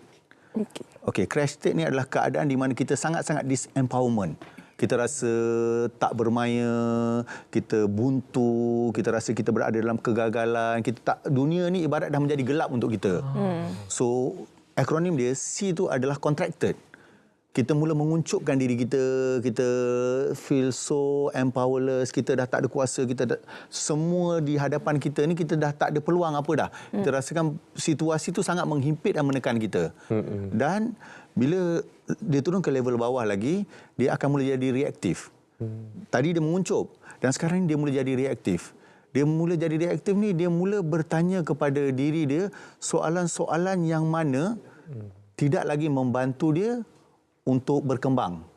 Dia lebih menjatuhkan dia ke dalam lembah yang gelap tu lagi. So, dia akan menjadi lebih gelap lagi. Dia akan menjadi sangat reaktif. Dia dah tak nak lagi bergaul dengan orang, apa semua. And then, dia akan analisis dan paralisis. A. C-R-A. A itu adalah analisis dan paralisis. Dia akan analisiskan semua. Yang tadi reaktif tu kan, dia mula bermain dengan soalan tu, dia akan mula analisis soalan-soalan tu. Orang ni dah tak sayang aku dah, situasi ni dah macam ni, sampai bila aku nak macam ni, kalau keadaan macam ni apa akan jadi. So dia mula analisis soalan-soalan tu dalam mind dia tahu benda ni. Sebab bila kita bercakap sesuatu atau kita berfikir sesuatu, kalau sekarang ni you all fikir sesuatu, dia akan pop up satu picture dalam mind kita ni. So picture tu picture yang macam mana, positif or negatif. So mind kita akan believe ini yang dia nak. So kalau picture tu adalah picture tentang kemurungan, kegagalan, kesedihan, so mind kita ibarat dia akan attract kesedihan tu lebih pada dia nak yang itu. So dia akan turun ke bawah lagi. Bila dia dah analisis sampai paralisis, dia akan mula separatekan diri dia. Dia dah tak nak lagi dah bercampur dengan orang apa semua. Semua orang benci aku, tak ada siapa sayang aku. Buat apa aku nak bergaul? So dia akan pencilkan diri dia, dan bila masuk ke lembah yang paling dalam sekali, ini yang sangat-sangat berbahaya. Dia akan hate dan hurt. Dia akan mula benci diri dia, dan dia fikir kalau aku hidup macam ni, keadaan aku macam ni, buat apa lagi aku hidup? Baik aku tamatkan saja riwayat hidup aku. So crash. Dia akan mula dengan kontrak, dia akan mula jadi reaktif, dia akan analisis sampai menyebabkan dia paralysis, kemudian dia akan separatekan diri dia, dan peringkat terakhir sekali dia akan hurtkan diri dia. Dia akan mula benci. So ini tanda-tanda tau. So bila kita melihat tanda-tanda ni, cuba lihat adakah kita pada level masih lagi kita menguncupkan diri kita, kita rasa kita ni tak layak, tak yakin, ataupun kita dah mula jadi reaktif dah, banyak berfikir, banyak termenung, ataupun kita dah mula bertanya soalan-soalan yang tak membantu kita. Sebab kita bimbang kalau dia sampai separate dan hurt tu, dia akan mula mencederakan diri dia, dia dah sukar untuk diselamatkan, melainkan intervention melalui pakar yang mana boleh ubah pola pemikiran dia, ataupun at the last situation dia terpaksa bergantung dengan ubat lah. Itu yang kita tak nak sebenarnya. Sebenarnya kita boleh merawat diri kita, masalah pemikiran kita ni, dengan membetulkan pola pemikiran kita itu sendiri. So kita mempunyai kuasa tu. Kuasa itu sebenarnya ada dalam diri kita. So, make sure kita identify keadaan diri kita ni. Itulah bila kita bercakap mengenai kemurungan ni, dia punya stages dia. Dia ada mild, moderate and severe itu tadi. Yang paling kita tidak mahu seperti mana Tuan katakan tadi, sehingga ke stage yang makan ubat itu. Itu kalau boleh kita nak elakkan. Tapi sebelum nak elakkan itu, rawatannya perlu ada. Betul. Sekarang ini ramai pula yang mengatakan self-diagnose pun dah cukup. Dengan rakan-rakan pun sudah. Sebab mungkin bagi mereka, nanti tak ada masa nak jumpa macam Tuan, tak ada, nak kena bayar lagi. Boleh tak sebenarnya kita nak self-diagnose ni sebenarnya? Okey, self-diagnose ni boleh. Cuma sejauh mana kita boleh diagnose dan percaya pada diagnose itu, sebab kita tak ada kepakaran itu. So, adalah lebih wajar kita adakan satu set of questionnaire yang mana kita boleh jawab. Itu boleh jadi satu bentuk self-diagnose yang mana kita boleh dapatkan tools tu. Selain daripada tu, kita kena berjumpa dengan pakar yang mana mereka ni ada kemahiran dan juga kelayakan untuk interject ataupun intervene keadaan itu menjadi lebih parah lagi.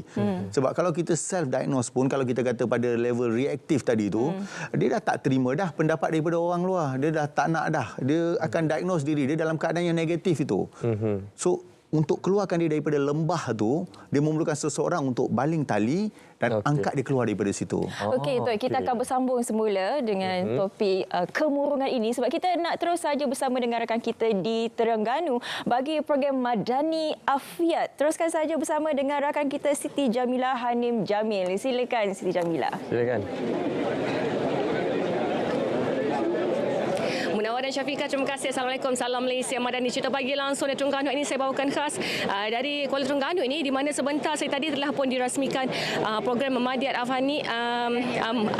Afiat oleh Menteri Kesihatan kita Dr. Zaliha Mustafa. Dan untuk mengetahui mengenainya, sama-sama kita teruskan bersama dengan Menteri JDYB. Doktor, boleh perincikan kepada kami apa sebenarnya program kita pada hari ini? Alright, terima kasih. Nama siapa tadi? Jamilah. Jamilah, terima kasih Jamilah. Alhamdulillah. So hari ini, pagi ini kita di Kuala Terengganu, kita dalam siri program Madani Afiat. Ini adalah program ketiga selepas kita lancarkan di Selangor tempoh hari, kemudian di Kedah, Sungai Petani dan hari ini di Kuala Terengganu. So program pada hari ini di Kuala Terengganu, program Madani Afiat ini kita bersekalikan dengan program yang dinamakan One Hour Malaysia Clean Up. Yang ini program ini bertujuan, dua program ini. Pertamanya saya suka menggunakan perkataan ini, iaitu kita mahu merakyatkan Kementerian Kesihatan Malaysia. Kenapa kita kata merakyatkan? Sebab saya selalu sebut perkara ini dan banyak kali juga saya sebut bahawa banyak program-program yang kita laksanakan di Kementerian Kesihatan Malaysia ini yang tidak diketahui oleh rakyat. Banyak manfaat sebenarnya yang kita lakukan, rakyat belum ambil sepenuhnya. Jadi satu lagi perkara yang kita nak memperkenalkan dalam program Madani Afiat ini, kita ada dua program utama. Yang satunya program Touchpoint yang kita hantarkan peserta daripada ILKKM kebiasaannya, bila kita hantarkan itu, mereka adalah pelatih jururawat yang boleh membantu bertemu secara langsung dengan rakyat untuk pertama kita melakukan program saringan rakyat, yang saringan yang mudah lah. Contohnya kita melihat tekanan darah dia, kemudian paras gula darah secara langsung, dan kemudiannya kita juga menasihatkan penduduk dengan program untuk gaya hidup sihat. Itu program Touchpoint. Yang keduanya, kita ada program statik yang kita bawa program-program dari kementerian memperkenalkannya, dan di sini uniknya juga kita bersama dengan agensi-agensi lain dalam kerajaan untuk memperkenalkan juga program-program mereka yang dapat diambil manfaat dan diketahui oleh rakyat.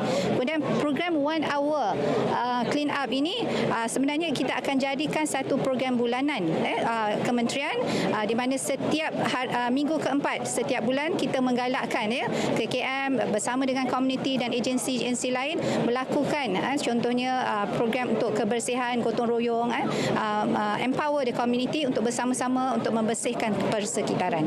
Bila tadi fahamkan ini diorang warga KKM ni akan ke rumah pesakit ke macam mana? Ya, itu yang program yang saya sebut tadi, iaitu program Touchpoint kita.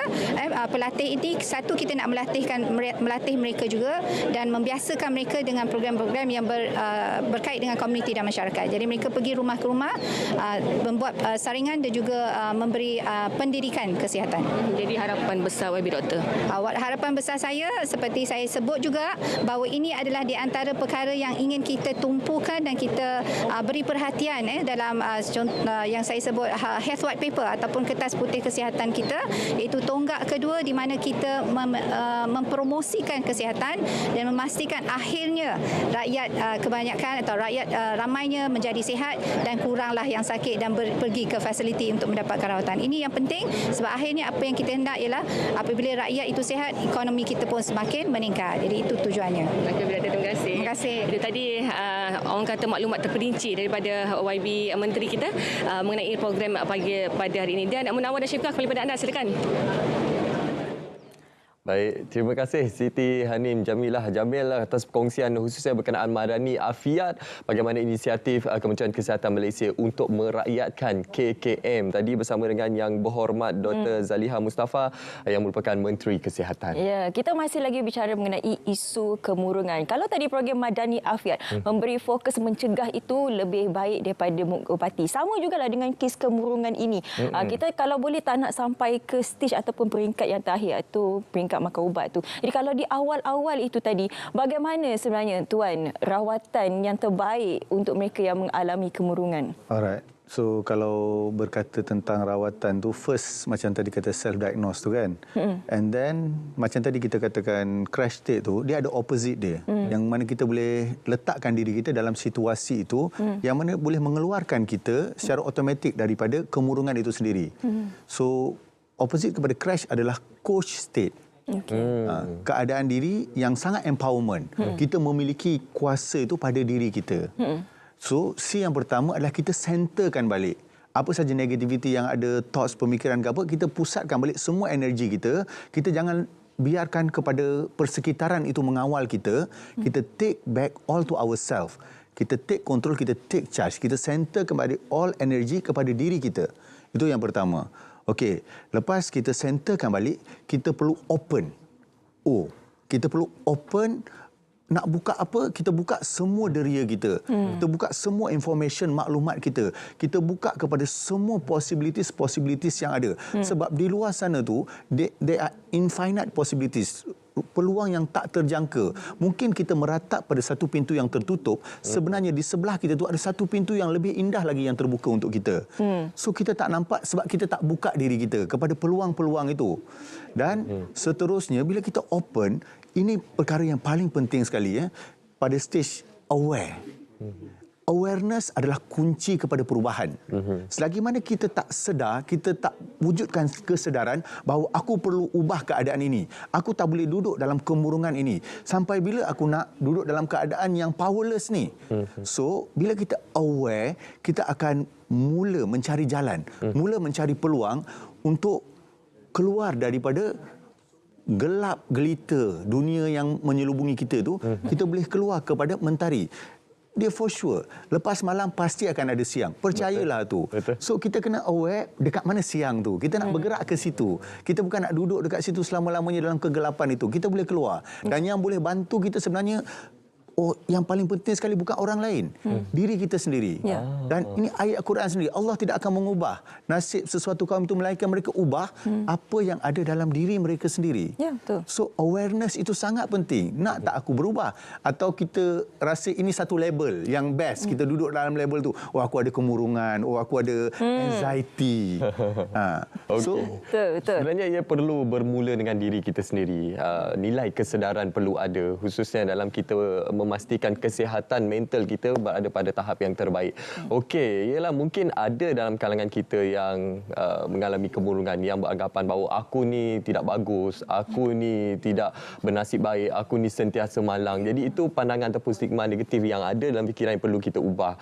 Jadi dari segi pengalaman tuan sendiri sebagai terapis, apa antara kisah-kisah ataupun pengalaman bersama dengan pesakit? Mungkin kisah kejayaan lah, daripada kegelapan kepada sinar mentari yang boleh kita kongsikan. Alright, saya boleh kongsikan satu kes, kita katakan ni severe case jugalah, satu kes yang sangat berat, which is dia ni pada waktu kecil dulu dia pernah di-harass, gangguan seksual, dan benda tu bermain dalam fikiran dia. Benda tu dah tak berlaku pada waktu itu tau.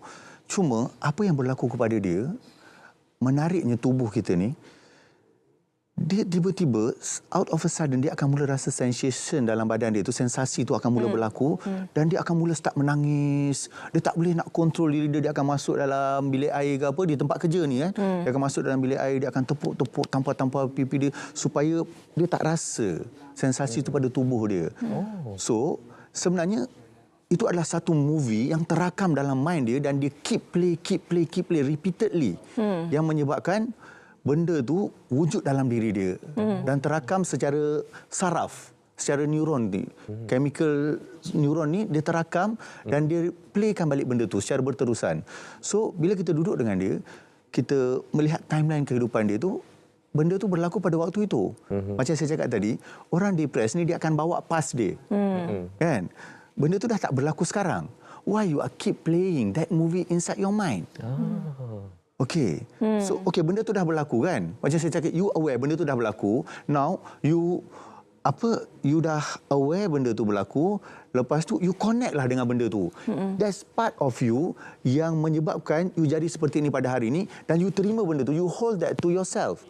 Bila you terima keadaan itu, dia akan, bukan kata masalah tu akan hilang, dia akan membuka jalan dan memudahkan perjalanan you. So bila kita interject melalui thinking pattern tau, sebab mind kita ni dia sangat wild and violent. Bila kita tak kawal dia, dia akan mengawal kita dan dia akan bawa nasty thought yang mana pemikiran yang terlampau liar, yang mana beyond our control. So bila kita duduk lebih kurang 3 jam, 3 jam dengan that client, kita betulkan dan kita buat sedikit terapi lah. Secara subconsciously mind kita buat sedikit terapi dan Alhamdulillah. Benda yang dia carry selama 12 tahun tu hilang. Dia dah tak rasa sensasi tu apa semua, dia hilang. Just of thinking of pattern, you accept benda tu dan you hold that to yourself dan mind kita shift. Sebenarnya sangat mudah untuk kita keluar daripada kemurungan ni tanpa ubat. Kalau kita jumpa dengan right person, salah satunya mungkin you boleh jumpa dengan counselor, you boleh jumpa dengan coach, terapis. Mereka ni ada formula teknik yang boleh membantu keluar dalam keadaan yang sangat pantas. Bayangkan 12 tahun, 3 jam. So, dia dah tak ada lagi sensasi tu, dia dah tak ada rasa, dia boleh bebas bekerja. Kalau sebelum tu bayangkan keadaan dia, bekerja dalam keadaan yang macam mana. Dia nak perform, tekanan KPI, all that thing. So ini adalah satu sudut yang mana kita perlu melihat. Selagi mana kita tak keluarkan diri kita atau kita tak seek for help, kita akan terperangkap dalam kepompong itu. Dan yang boleh keluarkan kita, yang first sekali adalah awareness kita. Kita nak tak keluar ataupun kita selesa dengan label tu. Kita bangga dengan label tu. Yang paling penting sekali, kesedaran diri sendiri terlebih dahulu. Kita kena bantu diri kita sebab belum tentu orang lain pun nak bantu. Betul. Kalau tak kita nak bercakap dengan orang lain pun belum tentu mereka seorang pendengar yang baik, dan kita risau juga mereka ada persepsi tersendiri kerana bukan semua boleh bersimpati dengan nasib mereka. Jadi kepada anda yang mungkin mengalami masalah kemurungan, penonton Selamat Pagi Malaysia, Malaysia hari ini segera dapatkan bantuan. Mungkin boleh terus saja berjumpa dengan Coach selepas ini, Coach ya. InsyaAllah. Terima kasih Coach atas perkongsian pada pagi ini, khususnya untuk kita memahami berkenaan kemurungan dan juga keadaan diri yang sangat penting untuk kita bicarakan pada pagi ini dan juga menilai situasi semasa. Dan sekarang ini kita nak terus saja ke cerita pagi Pulau Pinang. Kabarnya Zaitul Ikmal Muhammad Noor akan pelapor kita nak berkongsi berkenaan Karnival Bukit Gelugur Jualan Rahmah. Wow, menariknya. Jom kita saksikan. Ada apa tu? Assalamualaikum. Terima kasih Nawal dan Syafiqah di Angkasa Puri. Saya kini berada di Padang Pasar Malam Medan Angsana Farlim bersempena dengan Karnival Bukit Gelugur Jualan Rahmah. Dan jika anda dapat lihat di belakang saya ketika ini, ramai sedang beratur untuk mendapatkan barang-barangan bersempena dengan jualan rahmah. Dan selain itu juga booth-booth daripada agensi kerajaan dan juga swasta turut hadir di sini untuk memberikan perkhidmatan. Jadi hari ini kita bersama dengan Timbalan Menteri di Jabatan Perdana Menteri Undang-Undang dan Reformasi Institusi merangkap Ahli Parlimen Bukit Gelugur sendiri, iaitu YB Ramkarpasi. Selamat pagi YB. Selamat pagi. Baik YB, mungkin YB boleh kongsi sedikitlah mengenai program hari ini YB. Ini adalah program Karnival Bukit Gelugur yang telah pun kami mula menganjurkan dari minggu lepas. Ini adalah satu inisiatif pejabat parlimen saya di mana kami akan membuat program ini setiap minggu, setiap hujung minggu, either Sabtu ataupun Ahad. Minggu lepas kami telah pun buat bermula di Kampung Melayu pada hari Sabtu minggu lepas. Hari ini kami buat di Paya Trubong. Ini adalah 3 kawasan DUN di Bukit Gelugur, iaitu Aitam, Paya Trubong dan juga Seri Delima.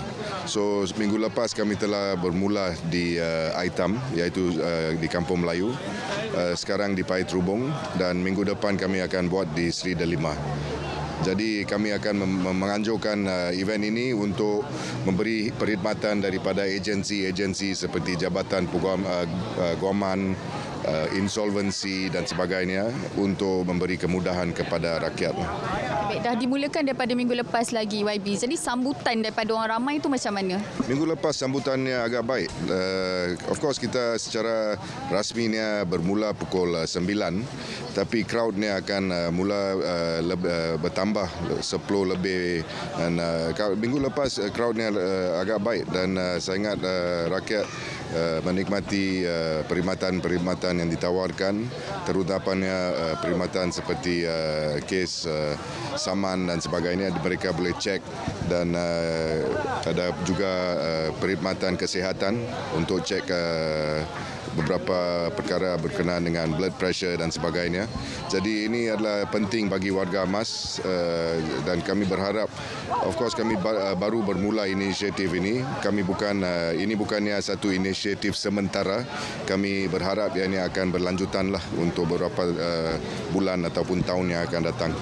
Baik, seperti YB katakan, sambutan baik diterima daripada masyarakat. Jadi harapanlah YB dengan penganjuran program-program seperti ini macam mana YB? Well, saya berharap program-program seperti ini kita selalu buat demi ke masyarakat. Right? So saya berharap dengan program-program sebegini, ini bukannya kita buat hanya oleh kerana pilihan raya yang menjelang. Bukan. Ini satu inisiatif yang telah pun lama kami merancang dan inisiatif ini akan berlanjutan jauh dalam bulan-bulan di hadapan ataupun tahun-tahun di hadapan. So saya berharap daripada membuat program-program seperti ini, kami dapat memupuk semangat bekerjasama, semangat unity antara masyarakat kami dari keseluruhan kawasan Aitam, kawasan Paya Trubong, iaitu di Bukit Gelugur. Baik, terima kasih YB. Baik, itu dia sedikit perkongsian berkenaan Karnival Jualan Rahmah di Bukit Gelugur ini. Jadi saya kira setakat itu dahulu, kembali bersama rakan di Angkasa Puri, silakan.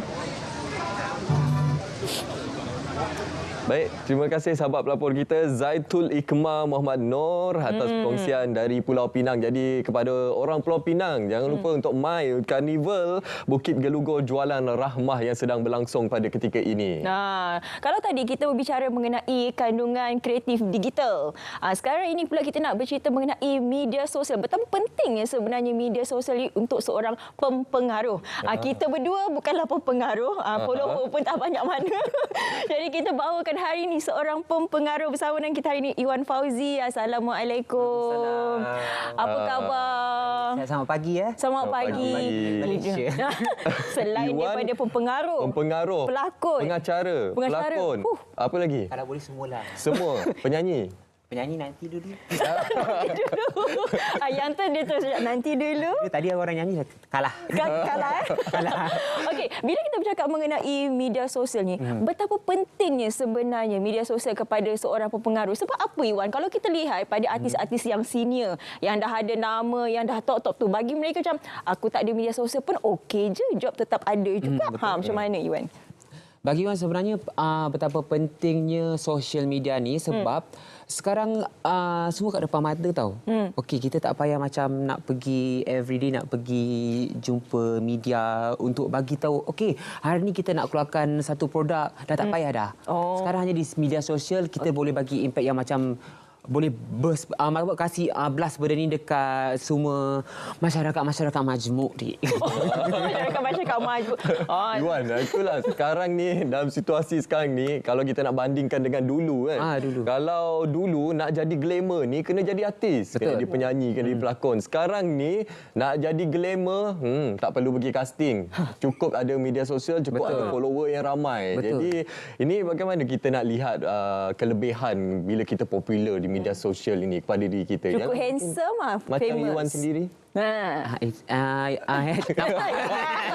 Okey, macam kalau macam look personality tu package tau. Tapi sekarang orang melihatkan konten apa yang cuba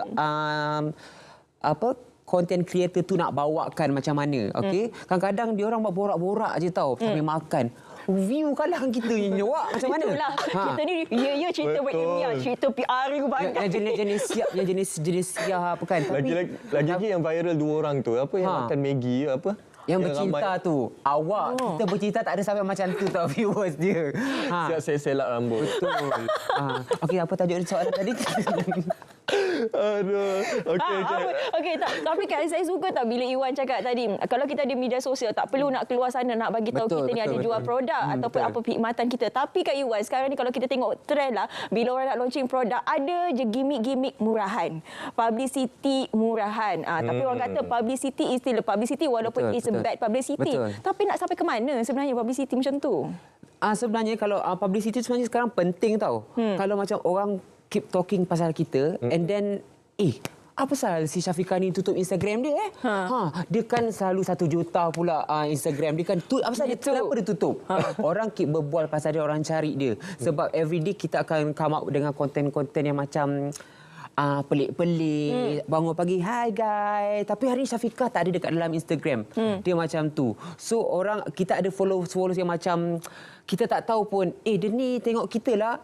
Awak asyik tengok kita every day. Dia macam kita memang ada pengikut-pengikut kita walaupun kita ni bukan pelakon, bukan artis. Kita memang dah ada followers macam tu. Itu penting. Tapi untuk jangka masa panjang, image tu bagaimana? Nanti orang dah cop kita, dia ni memang drama je banyak. Apa pun tak ada. Betul. Itu dia betulkan je. Saya betul. Tapi yang tu memang betul. Tapi macam kami pelakon, kami ada produk yang kami nak sampaikan. Kita gunakan platform tu. Saya pun macam tak suka macam peribadi selalu dikaitkan macam everyday kan. Rasa-rasa macam tak selesa kan. Macam kita perlukan privacy.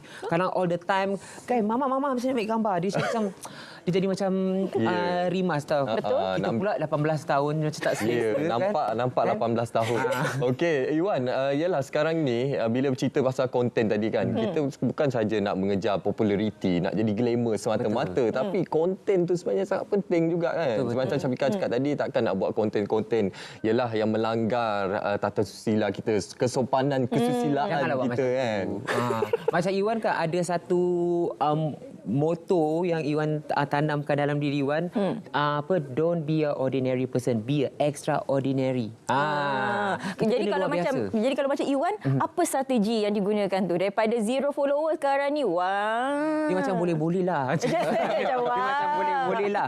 Sebenarnya Iwan cuba nak come upkan dengan kualiti apa yang Iwan cuba sampaikan. Sebenarnya Iwan dah 10 tahun tau keluar berita dek aku 10 tahun. 10 tahun. Maksudnya dari umur 8 tahun. Tadi cakap umur 18 sekarang dia dah dekat.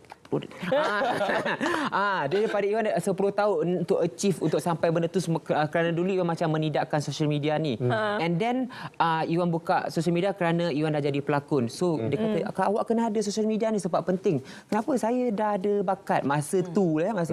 Lepas tu kita dah kena brainwash. Oh, sangat-sangat penting. And then rakan-rakan macam pelakon-pelakon sini banyak support saya macam Iwan kena ada social media. And then dia post gambar Iwan. Lepas tu viewer followers naik. Macam tu dia support lah.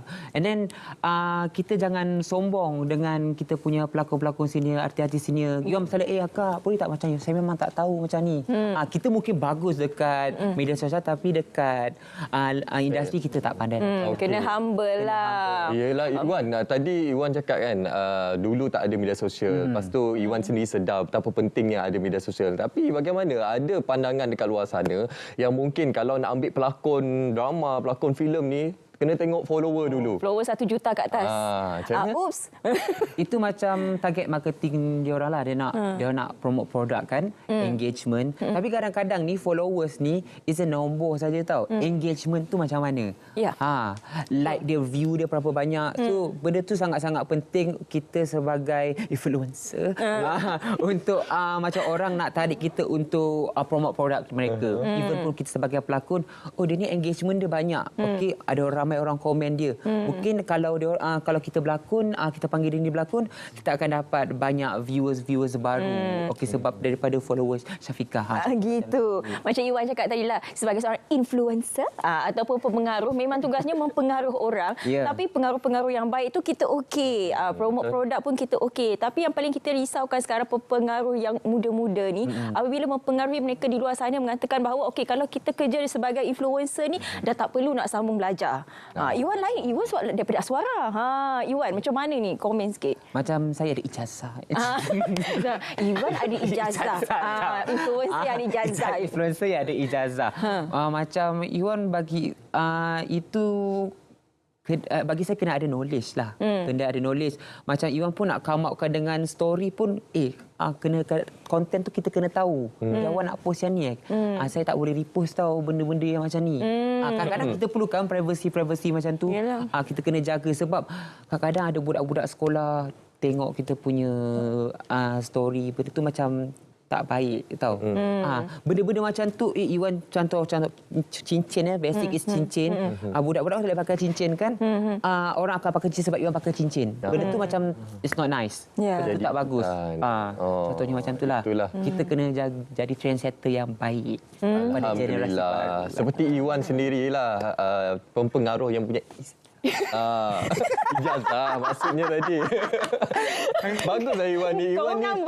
Iwan ni dia tak suka membanggakan diri. Tapi dia membanggakan diri dalam keadaan yang sopan. Sopan. Yelah, umur pun 18 kan. 8 tahun. Okey. Iwan, bila kita bercakap berkenaan kelebihan media sosial tadilah, apa antara impak kepada Iwan sendirilah dari segi mungkin bila terlalu famous, terlalu jadi pempengaruh ni banyak dapat job di luar sana sini, kiri kanan depan belakang.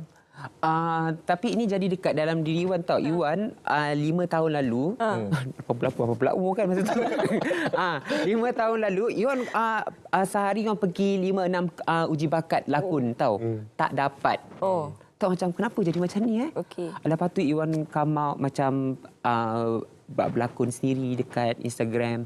Lepas tu ada satu pengarah tu hanya DM saja. Saya ni pergi uji bakat 3 tempat. Saya pergi langgar je. Boleh tak saya nak uji bakat macam tu? Tak dapat. Lepas tu ada satu pengarah tu hanya DM saya dekat Instagram. Iwan ni ada watak, boleh tak kita terus script reading sebab konten je. And then okey boleh. Lepas tu kita prove it lah macam kita ni bukan sebagai number of followers semata-mata tapi kita prove it kepada bagusnya dia ni. Lepas tu dapatlah macam rezeki-rezeki.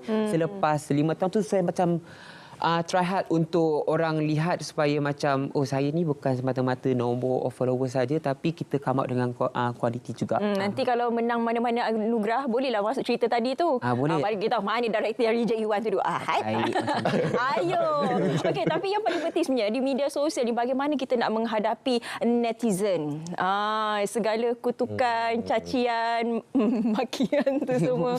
Macam mana? Iwan buat macam mana? Masa awal tu mama lah mak saya tu macam dia lah jabatan netizen. Jabatan netizen. Macam ada orang komen-komen, mak saya reply dulu. Aku tak sempat baca. Backup dulu. Mak saya backup. Ini mak anak saya tahu lah anak saya macam mana. Mak saya cakap macam tu. Okey. So kadang-kadang kalau macam nak jaga, saya ni sangat sensitif tau. Kita kan pelakon ni ada fragile emotion. Betul? Kan. So saya tak boleh macam tu. Saya hanya delete komen. Saya delete yang bagus, saya cakap bestnya kita macam semua orang suka kita, kena macam tu. Kalau tak baca dia, saya macam saya pernah one time ada orang DM saya, macam salah saya apa tak saya pun masa tu, lepas tu saya pandang dinding, saya macam dia macam tu. Benda ni kalau berterusan dia akan jadi teruk dekat kita, akan depression sebab salah langkah. Kadang-kadang kita ni manusia kan ada buat silap kan. So then saya decide saya memang hanya delete komen. Saya akan biarkan yang macam kawan-kawan saya, mutual friend saja untuk komen. Okey, Iwan sendiri perjalanan sebagai anak seni bukan senang pada awalnya. Macam tadi cakap pergi casting banyak kali tak dapat. Tak dapat. Jadi sekarang ini dah berjaya, dah semakin dikenali. Jadi Iwan, apa identiti Iwan yang nak bawa sebenarnya dalam industri seni, Iwan? Macam Iwan, kalau nampak badan saya ni pun nampak macam 18 tahun kan, takkan jadi hero kan. Takkan jadi hero kan. Tapi saya believe bakat ni boleh kekal lama. Populariti tak semestinya kekal lama, tapi kita kena maintainkan kualiti tu. And then saya tak kisah saya jadi sidekick dalam cerita pun okey, tapi kita kena memberi impak supaya ini awak yang berlakon watak Azroy itu kan. Macam tu. Saya prefer macam tu. Kalau tak kenal nama saya tak apa, tapi ingat watak saya itu dah cukup okey dah. Kalau jiwa Iwan, apa watak yang Iwan rasa macam kena dengan diri Iwan, ataupun mungkin ada watak yang Iwan ingin cabar diri Iwan nak buat apa kan? Tapi masa Iwan sekarang ni asyik cakap otak kelakar je. Kita kelakar macam mana pula. Tadi macam tu. Kadang-kadang serius tau. Tapi asyik dapat tawaran komedi. Tapi saya rasa macam komedi ni senang make money. Tapi saya susah nak kasih orang faham kelakar tu, komedi tu susah. Tapi saya dapat buat benda tu. And then job saya pun banyak komedi-komedi. But saya terima. Tapi kalau boleh saya nak action. Saya looking for action yang macam hutan-hutan lumpur. Nak macam dia ada side lah. Saya boleh buat, tapi orang tak cakap kau ni muka boleh lah, fighting scene semua boleh lah ni. Saya rasa mungkin Pascal 2. Awak jangan. Dia kena tembak first tu. Dia tembak kan. Wow. Okey, mungkin boleh berikan sedikit nasihat kepada adik-adik yang mungkin terpengaruh nak jadi pempengaruh seperti Iwan ini. Okey, kepada adik-adik di luar sana, mana itu? Okey, kepada adik-adik di luar sana, jangan jadikan media sosial sebagai tunjang utama kita untuk kita punya rutin harian. Kerana itu hanyalah macam orang panggil apa? Itu macam visual, bukan realiti. So apa anda perlu buat? Anda kena pastikan konten-konten anda memberi impak dan menginfluenskan orang benda-benda yang baik sahaja. Menginfluenskan. Iwan orang mana, Iwan? Malaysia. Selamat pagi Malaysia. Malaysia. Dia tak ada sama Malaysia ialah. Itulah dia orang kata Iwan orang Sabah. Kacuk. Kacuk. Samalah kita kacuk. Kacuk. Mana? Nanti kita buat ada kat situ lagi. Kejap lagi kita sambung lagi. Kejap lagi kita sambung lagi sebab sekarang ini kita nak bawa penonton, kita nak saksikan kisah rakyat Malaysia. Selain kita tahu kisah daripada Iwan, kita nak tahu juga kisah berkenaan seorang ibu tunggal yang membesarkan 4 anaknya dalam masa yang sama juga menjaga ibunya yang uzur. Bagaimana kisah ini? Jom kita selami bersama.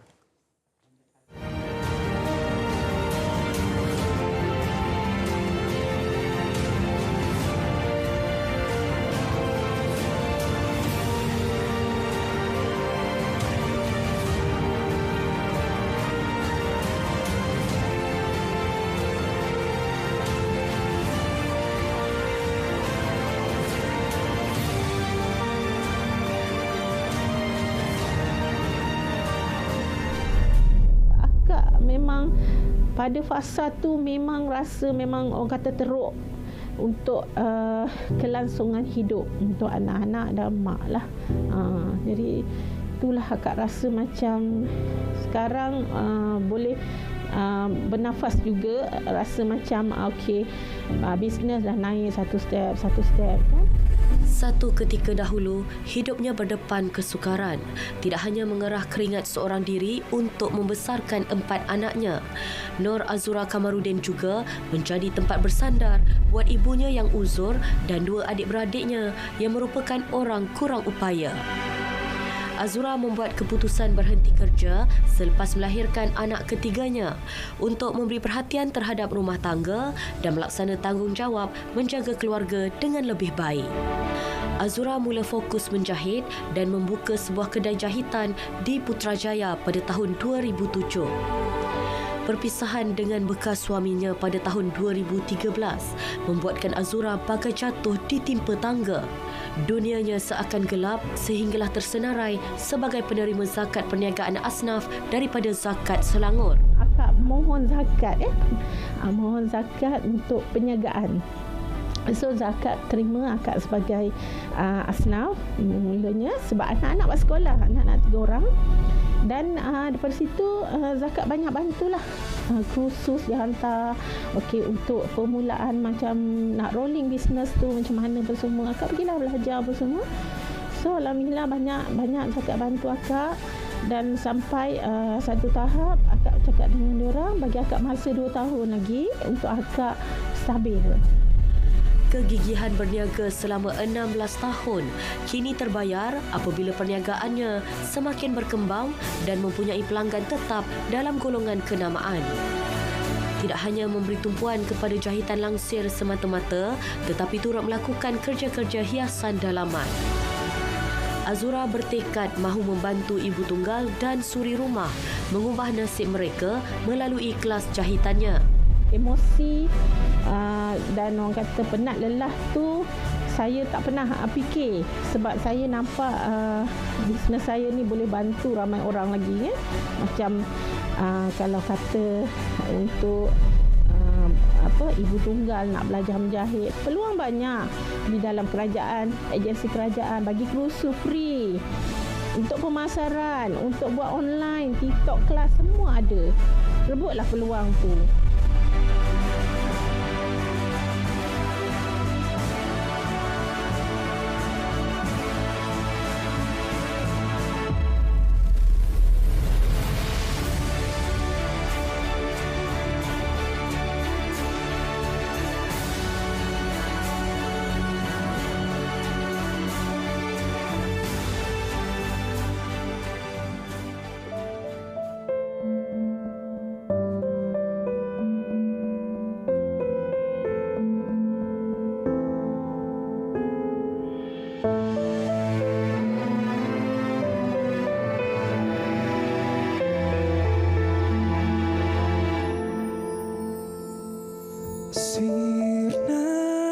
Di saat ini jelas semuanya di mataku, hati dan jiwamu tak aku miliki.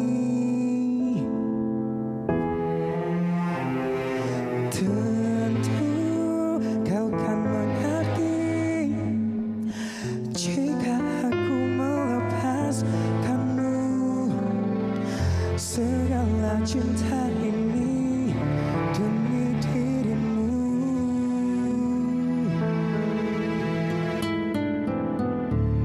Hanya aku yang memendam rasa cinta kita. Hanya aku yang mengharap tibanya bahagia.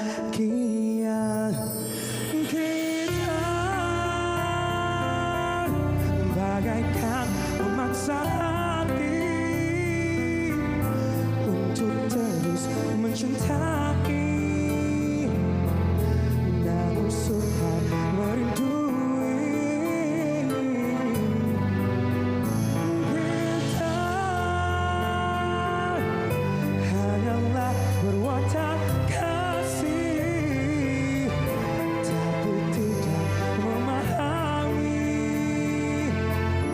hati yang telah pun menyisir.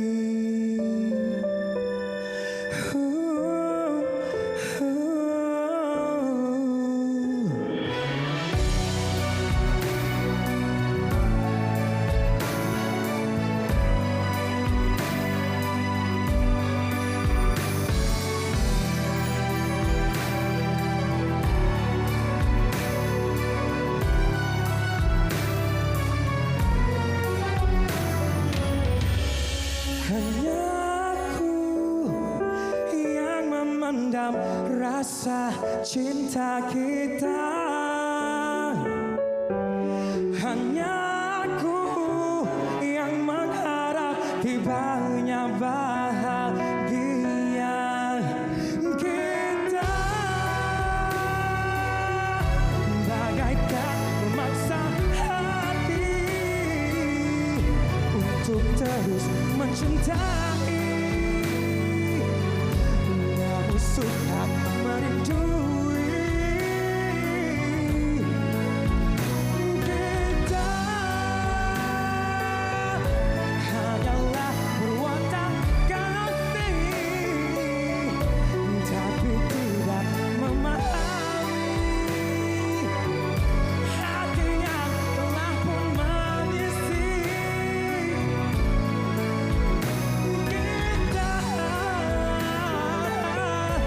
Hanyalah berwatak kasih, tapi tidak memahami hati yang telah pun menyisi.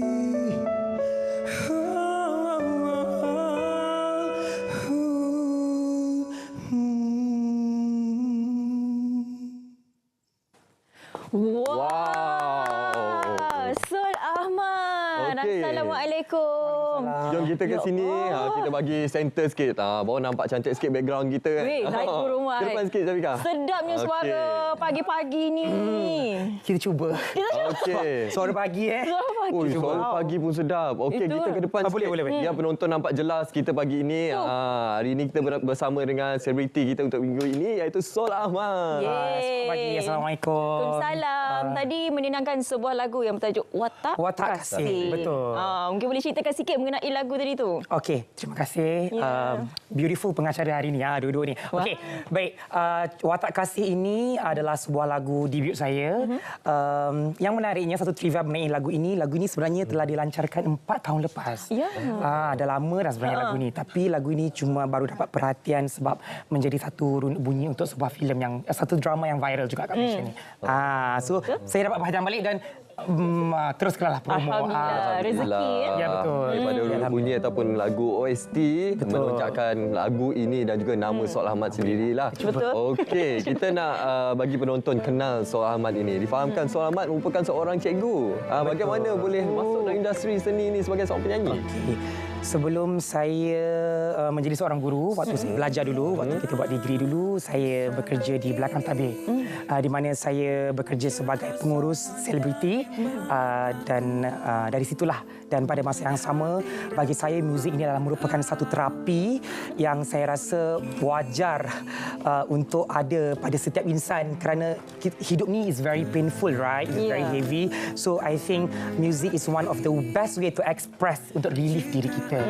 So saya kita cuba-cubalah, kita cuba. Tapi sebenarnya saya bekerja sebagai pengurus artis. Ya, jadi macam topik kita tadilah siapa yang mengalami kemurungan. Sebenarnya lagu ataupun muzik mungkin boleh mengubati hati anda. Tapi itulah untuk Sol Ahmad sendiri. Di manakah kedudukan Sol Ahmad dalam industri muzik ini? Brandingnya bagaimana? Brandingnya bagaimana? Saya masih baru, tapi mungkin dalam industri orang-orang dalam industri dah mungkin kenal saya sebagai PA artis ataupun pengurus artis. Tetapi untuk rakyat jelata, mereka mungkin belum kenal siapa saya sebab I'm quite reserved actually. Muzik ni saya akan teruskan 2 lagu dah direkod untuk perancangan seterusnya. Saya akan tetap terus menghasilkan muzik-muzik yang because music is very close to my heart. Macam mana pun saya akan tetap teruskan. Saya jadikan muzik ini sebagai satu hobi lah saya kata. Sebab saya ada kerja yang lain. Jadi 2 lagu yang dah dirakamkan tu bagaimana genrenya? Sama ke macam tadi? Masih yang sama sebab I will stick to this genre because ini je yang saya boleh selesa. Oh, ini jiwa lah. Jiwa dan saya yakin mungkin setengah orang nak eksperimentasi kan, tapi bagi saya tahu apa yang saya nak, saya tahu apa yang kita boleh buat. Saya sedari dan saya sedar ruang dan saya percaya ini antara genre yang jiwa lah yang paling dekat dengan saya. Okey, macam Sol sendiri sebelum ni berpengalaman luas dalam industri seni sebagai orang di belakang tabir. Dan ini berada di hadapan sebagai seorang penyanyi. Jadi pengalaman sebelum ini membuatkan Sol mampu untuk bergerak sendiri sekarang ini. Jadi yalah pilihan itu bagaimana? Betul. Untuk lagu ini daripada perancangan lagu ini, pemilihan material memang saya buat sendiri. Lagu ini dicipta oleh Farouk Roman dan penulis liriknya adalah Emilia. So Emilia Azizan adalah merupakan seorang talent, penyanyi, komposer yang sangat-sangat saya sanjung. Sebab bagi saya Emilia Azizan merupakan penyanyi dan yang sangat hebat. Dan saya harap Emilia akan teruslah berkarya macam tu. So saya bergerak sendiri di bawah label syarikat saya, Soul Networks. Kita slowly lah macam tu sebab macam saya cakap saya ada kerja utama lain. Muzik ini saya jadikan sebagai hobi. Macam itulah. Yes. Tapi itulah selalunya kita akan bertanya kepada artis ataupun selebriti ataupun penyanyi ni, siapa sebenarnya idola dalam industri ini? Okey, untuk music wise saya meminati macam Glenn, Marcel, that kind of R&B music. Kalau tanya pasal penyanyi, reference music saya di Malaysia ialah Emilia Azizan. Sebab tu bila saya rasa macam saya nak keluarkan lagu, nak cuba-cuba sebab saya percaya ini adalah learning process untuk saya. So saya terus tak fikir panjang dan saya terus contact Emilia untuk buatlah projek ni. Dan Emilia kata boleh, kita teruskan.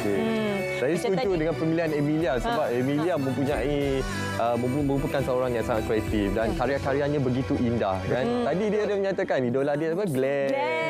Sikit lagu daripada Glenn ke Marcel ke? Boleh. Kasihku sampai di sini, kisah kita jangan tangisi keadaannya. Boleh lah. Bukan kisah kita berakhir di Januari. Sedap suara dia. Ini kalau murung kan jangan dengar. Tambah murung. Tambah murung. Sedih sangat kan. Tapi tak apa, sometimes kita layan jiwa-jiwa because kita kena appreciate setiap perasaan yang ada dalam diri kita. Betul. Kita tak semestinya happy 100% setiap hari kan. So kita ada sedih, kita ada stress. So bagi saya kita perlu acknowledge that feelings. So tak salah jadi rasa sedih tu, tapi kita sebagai manusia kena pandai handle the situation. So kalau sedih tu kau janganlah sedih. Berlanjutan kan.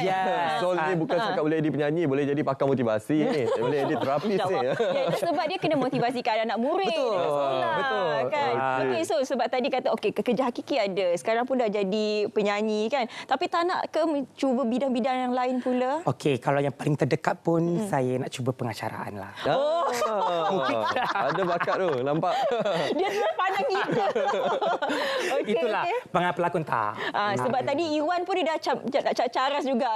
Siapa lagi hari ni dua nak caras job kita. Tapi saya sebenarnya selesa di belakang tabir sebenarnya. Instead of di hadapan kamera. This is my fear lah. Tapi now I cuba untuk overcome this fear. So bagi saya ini merupakan satu self achievement untuk diri saya. Satu pencapaian yang besar sebenarnya untuk Sol sendiri.